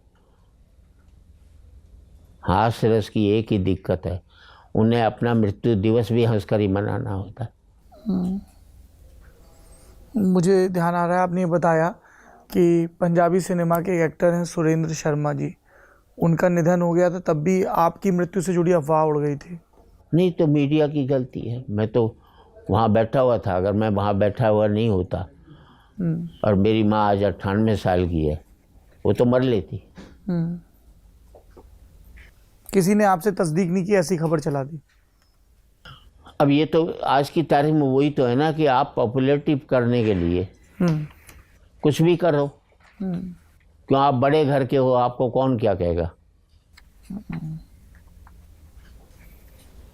मेरा नवभारत टाइम्स में कॉलम चलता था, अटपटे सवाल चटपटे जवाब, और काफ़ी बिकता था। टाइम्स, सांडे टाइम्स था उनका पेपर। उसमें फर्स्ट पेज पर सुरेंद्र शर्मा बलात्कार के आरोप में गिरफ्तार, हेडलाइंस। कोई होगा कोई पहाड़गंज में मेरे नाम वाला, तो मैंने उसके मालिक को फ़ोन किया, मैंने इस तरह कमाओगे क्या? अगर कोई इंदिरा नाम की कोई लड़की है वो, और उसके साथ ये हो, तो कोई पत्रकारिता का कोई है कि नहीं आपका कोई? क्या बोले वो?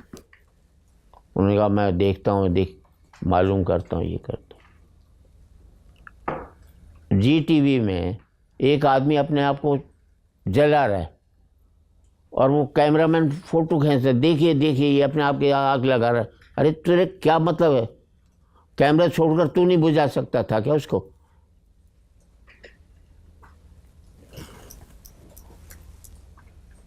इस देश में नकारात्मक को दिखाने के लिए बने हैं क्या आप लोग? इस देश की पत्रकारिता कम हो गई, पेटकारिता ज़्यादा, क्योंकि आपको अपना पेट पालना है। आप वो सोचते हो जो आपका मालिक सोचता है, और मालिक वो सोचता है जहाँ वो बिका हुआ होता है। हमारा भी तो कोई दायित्व बनता है कि नहीं बनता? जी। भाई इस देश में जो भी कुछ घट रहा है, पत्रकारिता का क्या फर्ज पड़ता है कि जो अच्छा हो रहा है उसको भी तो दिखाओ। एक आदमी 50 या 1000 रुपए की रिश्वत ले रहा है, पर एक ऐसा भी तो आदमी होगा जिसने जिंदगी भर रिश्वत नहीं ली। ग्लैमराइज आप उसको कर रहे हैं जो नेगेटिव है, ग्लैमराइज उसको करो जो पॉजिटिव है। और पहले पन्ने पर होता क्या है, सुबह अखबार मेरे घर पर कितनी लाशें पटक जाता है, पहला पन्ना खोलते हैं। होना ये चाहिए कि जो भी नकारात्मक चीज़ें घट रही हैं उसको आपका पन्ना निर्धारित कर दो, और जो अच्छा घट रहा है उसको पहले या दूसरे पन्ने पर आओ, ताकि लोगों को लगे इस मुल्क में कुछ अच्छा भी हो रहा है। पत्रकार पढ़ते नहीं हैं। एक दैनिक अखबार में पत्र न्यूज़ थी, सीता हरण का मनोहारी मंचन। बताइए, इस रामलीला में सीता हरण का दृश्य दर्शकों को बड़ा रोचक लगा, और बहुत बड़ा अखबार।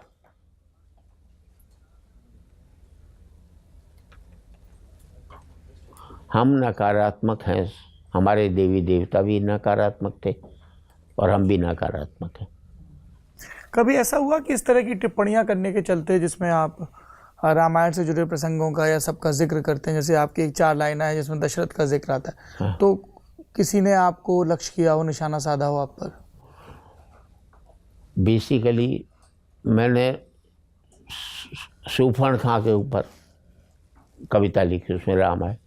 एक में मैं सीता बना, उसमें वो है।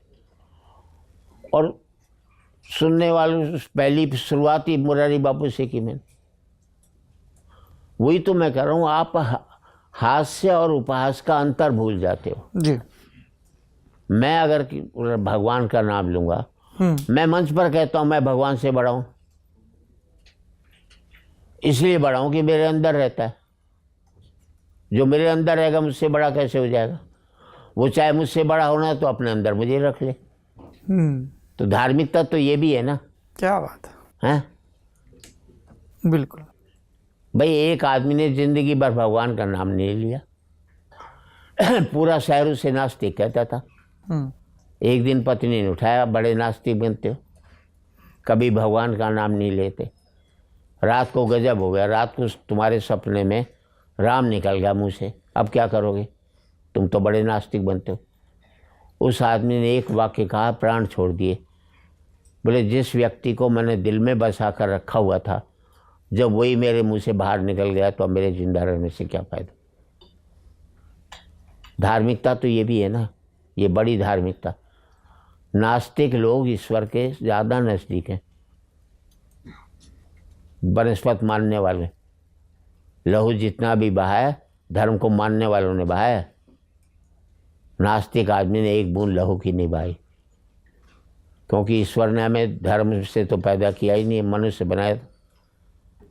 मैं पूछ लिया ईश्वर से, भाई तुम वहाँ भी लड़ते रहते हो क्या?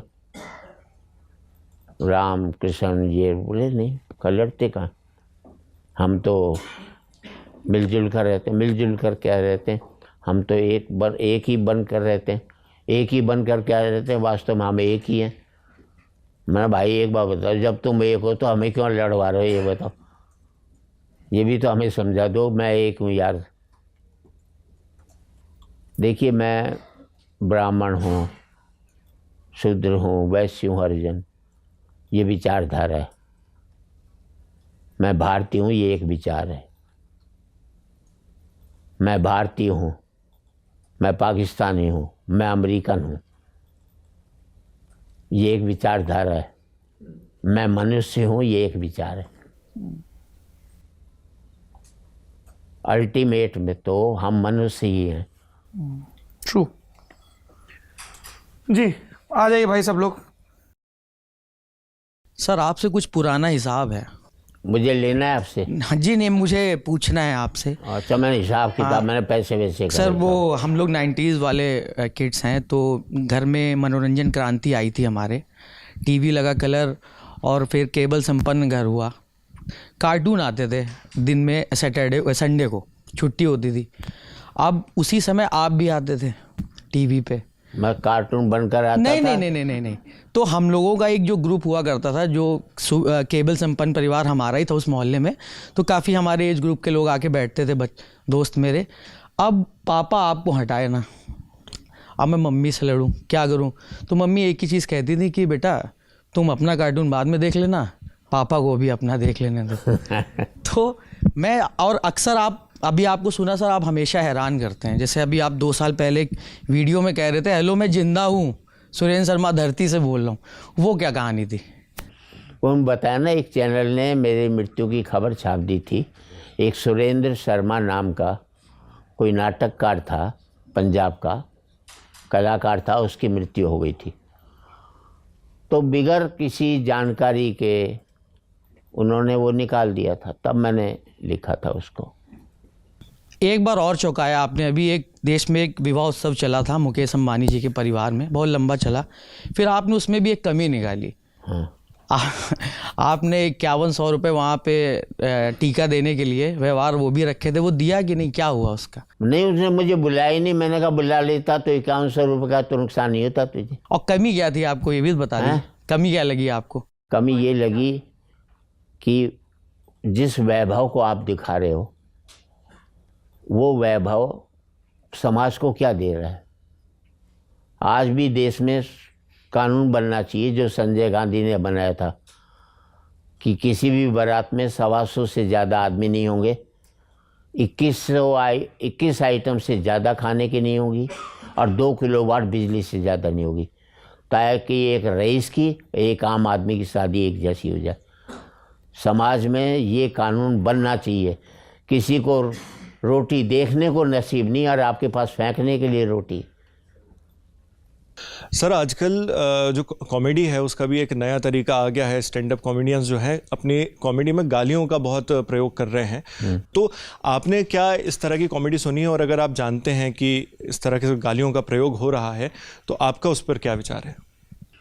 ये देखिए, इस देश में ये सब चीज़ें, नग्नता जो है किसी की भी हो, इस तरह से कभी भी अलाउ नहीं करनी चाहिए। इस देश में कानून बनना चाहिए कि उसको बच्चा भी तो देख रहा है ना, बच्चा सीख क्या रहा है। हमारा दूरदर्शन जितने भी चैनल हैं, उनका ये खबर ये नहीं होना चाहिए मकसद कि पब्लिक क्या देखना चाहती है। उनका मकसद ये है पब्लिक को क्या देखना चाहिए, ये दायित्व उनका बनता है। सर मैं सेहत से जुड़ा आपसे कोई सवाल नहीं पूछूंगी। सब चौंक गए थे जब आपने बताया कि आप एक्सरसाइज नहीं करते हैं, पर उसके बाद जो बात आपने बताई, आई होप लोगों ने वो भी सुनी हो कि आप बाहर का जंक फूड नहीं खाते हैं, आप घर का खाना खाते हैं, तो आप कॉम्पनसेट कर लेते हैं, इसलिए आप इतने सेहतमंद हैं। सवाल सर मेरा कुछ और है। सवाल ये है, पूरी लाइफ आपने स्टेज पे परफॉर्म किया है, बहुत बार कैमरा फेस किया है, मुझे ये जानना है, ये जो ह्यूमर है, जब इंसान लिखता है या विटी बातें करता है स्टेज पे, बहुत बार ऐसा होता होगा कि आपका दिन अच्छा नहीं गया या कुछ हुआ है लाइफ में जिसकी वजह से आप परेशान हैं, दिल आपका दुखा हुआ है। इन सिचुएशंस में आप ह्यूमर कैसे मैनेज करते थे? कैसे जाके स्टेज पे लोगों को हंसा पाते थे जब आप खुद अंदर से खुश ना थे? मैंने आपको बताया ना, जिस दिन शरद जोशी का निधन हुआ और वो मेरे कवि सम्मेलन के एक हिस्से थे, तो शो तो चलना ही चाहिए, शो मस्ट गो ऑन। हमें ये चाहिए कि अपने आंसुओं को किस तरह से, मेरा एक ही वाक्य है कि सुख हमारे सार्वजनिक होने चाहिए, दुख हमारे व्यक्तिगत होने चाहिए। हम लोग अपने दुख को सार्वजनिक करते हैं और सुख को व्यक्तिगत मान लेते हैं। सर कॉमेडी की विधा में एक तरकीब होती है जिसे हम बोलते हैं पंच डाउन करना। ये एक बहुत ही आसान सी तरकीब है, बहुत सस्ती सी कॉमेडी उत्पन्न करने के लिए बहुत से सफल कॉमेडियन इसका इस्तेमाल करते हैं। तो पंच डाउन में बेसिकली हम लोग समाज के उन लोगों का मजाक उड़ाते हैं जो तय मानकों पे ऑलरेडी काफ़ी पीछे हैं या उनके अंदर खुद काफ़ी सारी कुंठाएं हैं। वो शारीरिक भी हो सकती है, किसी क्षेत्र से आने की भी हो सकती है, लेकिन बहुत ही आसानी से मंचों पर पंच डाउन की तरकीब अपनाई जाती है और उससे काफ़ी आसानी से हंसी उत्पन्न भी होता है, हास्य उत्पन्न भी होता है। लेकिन विद्वान ये कहते हैं कि ये एक सही तरीका नहीं है, इससे बचना चाहिए। तो आपकी इस पे क्या राय है? मेरा मानना है कि वो हास्य नहीं है, हास्यास्पद है। वो हास्य का विद्रूप रूप है। एक अट्ठहास होता है जो दूसरों को पीड़ा दे करके आता है। जैसे रावण सीता का हरण करता है तो अट्ठहास करते हुए जाता है, जो कि चौपाई में भी लिखा हुआ है। तो दूसरे की पीड़ा देख करके हंसना वो कोई अच्छा हास्य नहीं है। उसके ऊपर हमें सोचना चाहिए कि हास्य भी वो करो जिसके ऊपर पड़े वो भी हंसे। सर कपिल शर्मा से आपकी नाराज़गी की वजह क्या है? मेरी नाराज़गी की वजह ही कोई नहीं। आप उनकी कॉमेडी को लेके कहते रहते हैं कि मेरे उनको साथ उसने कई शो किए जब वो पॉपुलर नहीं था। कपिल शर्मा को हंसाने के लिए 4-5 लोगों की ज़रूरत है, मुझे नहीं है। और फिर उन्होंने बुलाया भी मुझे, मैं नहीं गया। मैंने कहा भाई जब आप इतना कमा रहे हो तो मुझे भी पारिश्रमिक चाहिए। मुझे बोले हमारी पॉपुलैरिटी आपकी बढ़ जाएगी। मैंने कहा मुझे इतनी नहीं चाहिए। कपिल शर्मा ने अपने शो में आपको बुलाया था? हाँ, उनके लोगों का फ़ोन आया था जी, प्रोड्यूसर्स वगैरह। अच्छा, पर मैं नहीं गया। सर नमस्ते। आप जगन्नाथ पाड़िया का जिक्र कर रहे थे, जिनकी 6 महीने में गद्दी सिर्फ इसलिए चली गई थी क्योंकि उन्होंने महादेवी वर्मा की आलोचना की थी। मुझे मालूम है जी, एक कारण वो था। तो उस बहस को मैं थोड़ा एक्सटेंड कर रहा हूँ। 2 तरह का धड़ा है साहित्य को लेकर के। एक जो कहता है कि साफ, स्पष्ट और सरल लिखिए ताकि आम जनमानस को, जो मिठाई बनाते हैं, जो सड़कों पर घूमते हैं, उनको समझ आ सके। दूसरा धड़ा कहता है कि नहीं, उनका जो वैचारिक अपलिफ्टमेंट भी करना है, उनको आगे भी बढ़ाना है, जिसमें निर्मल वर्मा जैसे तमाम ऐसे साहित्यकार आते हैं। तो इन दोनों धाराओं में आप किसको ज़्यादा महत्वपूर्ण मानते हैं, प्रेमचंद वाली या निर्मल वर्मा वाली? प्रेमचंद वाली और निर्मल वर्मा वाली? देखिए, मैं प्रेमचंद को मानता हूँ, क्योंकि प्रेमचंद जो है आम व्यक्ति का कवि, रचनाकार, कहानीकार है। शरद जोशी है, वो अपने महिला पात्रों को जितना सम्मान देता है आज तक किसी ने भी महिला पात्रों को, चाहे वो किसी भी कौम से आती हो, चाहे वो वेश्यावृत्ति करती हो, जो सम्मान शरद जोशी ने उन्होंने दिया है एकदम। मंटो नहीं यार, बंगाली यार, शरद चंद्र चट्टोपाध्याय। शरद चंद्र ने जितना दिया है नारियों के प्रति आज तक किसी ने भी नहीं दिया। तो मैं आम आदमी से जुड़ा हुआ हूँ, जैसे निर्मल वर्मा हैं या ये सब लोग साहित्यकार हैं, निराला जी हैं। अब वो भाषा पर जनता पढ़ ही नहीं रही, तो कैसे? उस समय की वो भाषा ऐसी थी, जनता उस भाषा को पढ़ती भी थी, साहित्यकारों को पढ़ती थी, निराला को पढ़ती थी, इम्तिहान पूछे, सवाल पूछे। अब तो निराला बच्चे जानते भी नहीं। एक मैं आपको बता दूं, इस देश का मुस्लिम समाज चाहे गरीब भी होगा, शायरी का शौक़ करता है। हर एक को कुछ ना कुछ आता होगा, लेकिन हिंदी के साथ कई हजारों लोग मिल जाएंगे जो कि नाम नहीं जानते होंगे किसी भी साहित्यकार का। निराला को नहीं जानते होंगे। ये एक दिक्कत रही है हमारे साथ। सुरेंद्र शर्मा जी, हमने जब सोशल मीडिया पे पोस्ट किया कि आप आ रहे हैं guest in the news room में, तो जनता ने बहुत सारे सवाल पूछे। उनमें से मैं कुछ आपसे पूछना चाह रहा हूँ। रितेश देवघर का सवाल है, ये मेरे इंट्रो में भी थी ये बात। बाकी कॉमेडियन खुद भी हंसते हैं, जनता को हंसाते हैं, लेकिन आप गंभीर चेहरा बनाए एकटक देखते रहते हैं, कभी आपको बोलते हुए हंसी नहीं आती, क्यों? मेरा मकसद है कि बेहतर खुद को हंसाना कि दूसरों को हंसाना। मेरे ख्याल से दूसरों को हंसाना ज़्यादा बेहतर है। अगर हम सब लोग दूसरों को हंसाने की कोशिश करने लग जाएं खुद को हंसने के बजाय, तो मैं समझता हूँ कि बेहतर ढंग का हास्य होगा। महेंद्र माली जी का सवाल है कि कभी किसी नेता की फिरकी लेने के बाद आपको भुगतना भी पड़ा है? क्योंकि मैंने उसको ऊपर उपहास नहीं किया, सामने बैठे हैं ठीक है, लेकिन कभी किसी का मेरी कविता से किसी एक को भी पीड़ा पहुंचती है तो मेरी कविता सार्थक नहीं है। मेरा यही मानना है।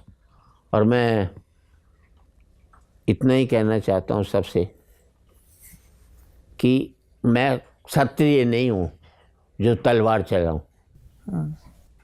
मैं एक चौकीदार हूँ जो कहता हूँ सजग रहो। किशन राठी जी का सवाल है कि कभी आप किसी पुराने कॉमेडियन या कवि को बुरे हालत में देखते हैं, काम नहीं मिल रहा है, पैसे की तंगी, कभी लगता है कि आप भी उस ज़माने के हैं, एक दिन आपकी दुकान भी बंद हो सकती है? उससे मुझे फ़र्क क्या पड़ता है। अभी नकारात्मक कविताओं का जन्म है। जो पहले कवि सम्मेलन होते थे आज मुझे 20% मिल रहे हैं, पर मुझे कोई फ़र्क इसलिए नहीं पड़ता। एक शेर है कि अपनी इच्छाओं को सीमाओं में बांधे रखिए वरना ये 100 गुनाहों में बदल जाएंगे। तो मैं आज तक कभी भी कोई कपड़े वैसे नहीं पहने जो कि क्या बोलते हैं जिसमें सब यहाँ पर आ जाते हैं। अच्छा शब्द है उसके, 2,500-3 हज़ार रुपये के, 5,000 रुपये के, 10,000 रुपये के। एक तो पैसे ज़्यादा दूँ, डिज़ाइनर कपड़े, स्टाइलिस्ट डिज़ाइनर वाले, कपड़े, हाँ। एक तो पैसे ज़्यादा दूँ और दूसरे उसका विज्ञापन करूँ। मैं बेवकूफ़ हूँ क्या? मैंने कभी ज़िंदगी में 1,500 रुपये से ज़्यादा के जूते नहीं पहने। अब 10,000 के पहने क्योंकि काटने लग गए थे वो। मुझे कभी दिलचस्पी नहीं रही। अगला सवाल सिमरन अवस्थी का है। आप राजू श्रीवास्तव की अंतिम यात्रा में पहुंचे थे, उनसे जुड़ी कौन सी याद सबसे ज़्यादा मजबूत है? नहीं, मैं उसमें नहीं गया था। नहीं गया था मैं। पर राजू श्रीवास्तव ने देखा जाए तो उसकी मृत्यु उसकी वजह से ही हुई है। उसके 6-7 स्टंट डल चुके थे, उसके बाद भी वो जिम जा रहा था। तब क्या जरूरत है? यही वो शर्मा थे, R.K. शर्मा, कौन, जिनकी डेथ हुई थी, फिल्मों में गाते थे जो, उसके भी बीमारी है। अरे भाई, तुम्हें 6-7 स्टंट डलने, सिर्फ आपको तेज चलना भी अलाउड नहीं है और आप रोज जिम जा रहे हो। आपको भी स्टंट पड़े हुए हैं? हाँ, बीमारी मेरे शरीर में पर है, मेरे दिमाग में नहीं रहती बीमारी। मेरा भी माइंड का ऑपरेशन हुआ है, 3 स्टंट पड़े, उसमें भी पड़े तो पड़े, क्या पता नहीं। इसलिए थोड़ा जब मैं भूल जाता हूँ तो उसकी वजह से। सुनिधि भगत का सवाल है, पत्नी पर हमेशा जोक बनाते रहते हैं, घर पर रेगुलर खाना मिल पाता है? हाँ, क्योंकि पत्नी खाना कहाँ बनाती है, उसे तो रसोई के जाना हो तो गूगल मैप डाल करके ही जा सकती। मुझे पता नहीं कितने सालों पहले गई होगी। मेरे घर में 2 कुक रहते हैं हर समय। अच्छा, तो खाने की टेंशन नहीं है। विकास रॉक्स का सवाल है कि सिर्फ पत्नी पर क्यों, गर्लफ्रेंड पर जोक क्यों नहीं बनाते हैं? गर्लफ्रेंड पर जोक बना दूंगा तो पत्नी हाथ से निकल जाएगी ना। अपनी। सोहन कुमार का सवाल है, इंडिया का सबसे बड़ा कॉमेडियन आप किसे मानते हैं अब तक का?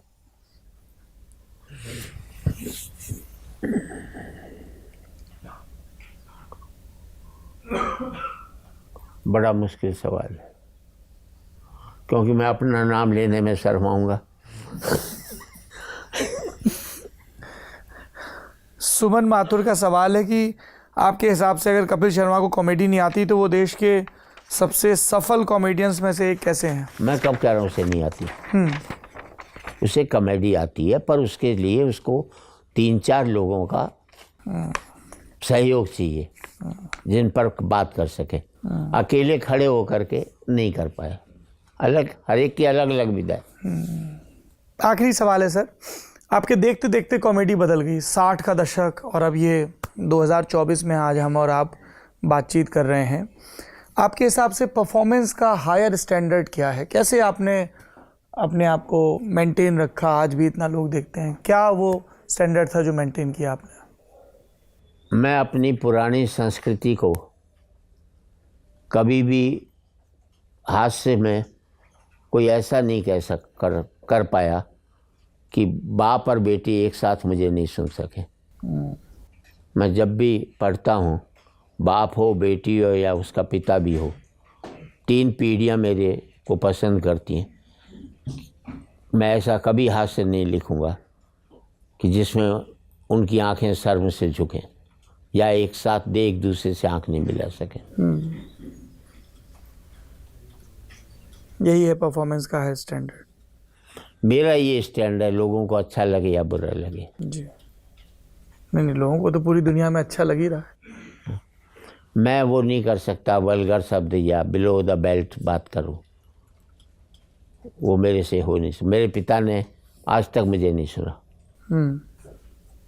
क्यों? उन्होंने क्यों नहीं सुना? मेरे पिता बैठे हैं, मैं हंसी की बात कैसे कर लूँगा? मेरी माँ बैठी है, मैं उससे हंसी की बातें उनके सामने कैसे कर? पर उन्होंने आपको जब टीवी पे देखा तो उनकी क्या प्रतिक्रिया थी? वो देखा अलग। कभी सम्मेलनों में आते थे वो आप? ना, कभी नहीं। वो पढ़ ही नहीं सकता था, आ जाए तो। इसलिए मैंने अपने गांव में आज तक कविता नहीं पढ़ी। कभी आपकी पत्नी आई कभी सम्मेलन में कि आप 4 लाइनें सुना रहे हैं बीवी पे और सामने बैठी हुई हैं? अमेरिका मेरे साथ ही गई थी, तब बैठा होगा, वो पीछे बैठती कहीं जाकर, ताकि मुझे उसका मुंह नहीं दिखाई दे। फिर मेरी गिगी बन जाएगी, नहीं पढ़ पाऊंगा, क्या फायदा। आपके परिवार में आगे कोई व्यक्ति कभी हास्य कविता इस सब में आया? नहीं। बेटे दोनों? बेटी? मेरे बेटे व्यापार करते हैं, 250 करोड़ का टर्नओवर है उनका। वाह। एक मेरा बेटा एस्ट्रोलॉजी में है, अमेरिका जाता है एस्ट्रोलॉजर्स कॉन्फ्रेंस में हिस्सा लेने। पर आपने तो कुछ भी नहीं पहन रखा है। क्योंकि मैं ज्योतिष में विश्वास नहीं करता। और बेटा एस्ट्रोलॉजी से पैसे कमा रहा है? नहीं, पैसे नहीं, कमर्शियल नहीं किए कभी भी नहीं। पत्थर मेरा भाग्य थोड़ी बनाएंगे। जो भी बनना है अपने बलबूते पर। कई कह चुके ये पहन लो ठीक हो जाए ना, उसके भरोसे क्यों ठीक हो? मेरे बलबूते पर ऐसा होगा तो होगा, नहीं तो नहीं। ऑन दैट नोट, अपने बलबूते ही होना है जो होना है, तो परिश्रम करते रहिए, ज्ञान का संधान करते रहिए और बड़े बुजुर्गों से, तजुर्बेकार लोगों से अपने हिस्से की सुनाई करते रहिए। सुनने और गुनने का ये सिलसिला चलता रहेगा। Guest in the news room में सुरेंद्र शर्मा जी, आपने इतना समय दिया, अपने ज्ञान को हमारे साथ, अपने अनुभवों को साझा किया, हम सब बहुत कृतज्ञ हैं। बहुत बहुत धन्यवाद और आपके स्वास्थ्य और सक्रियता के लिए खूब शुभकामनाएं। धन्यवाद।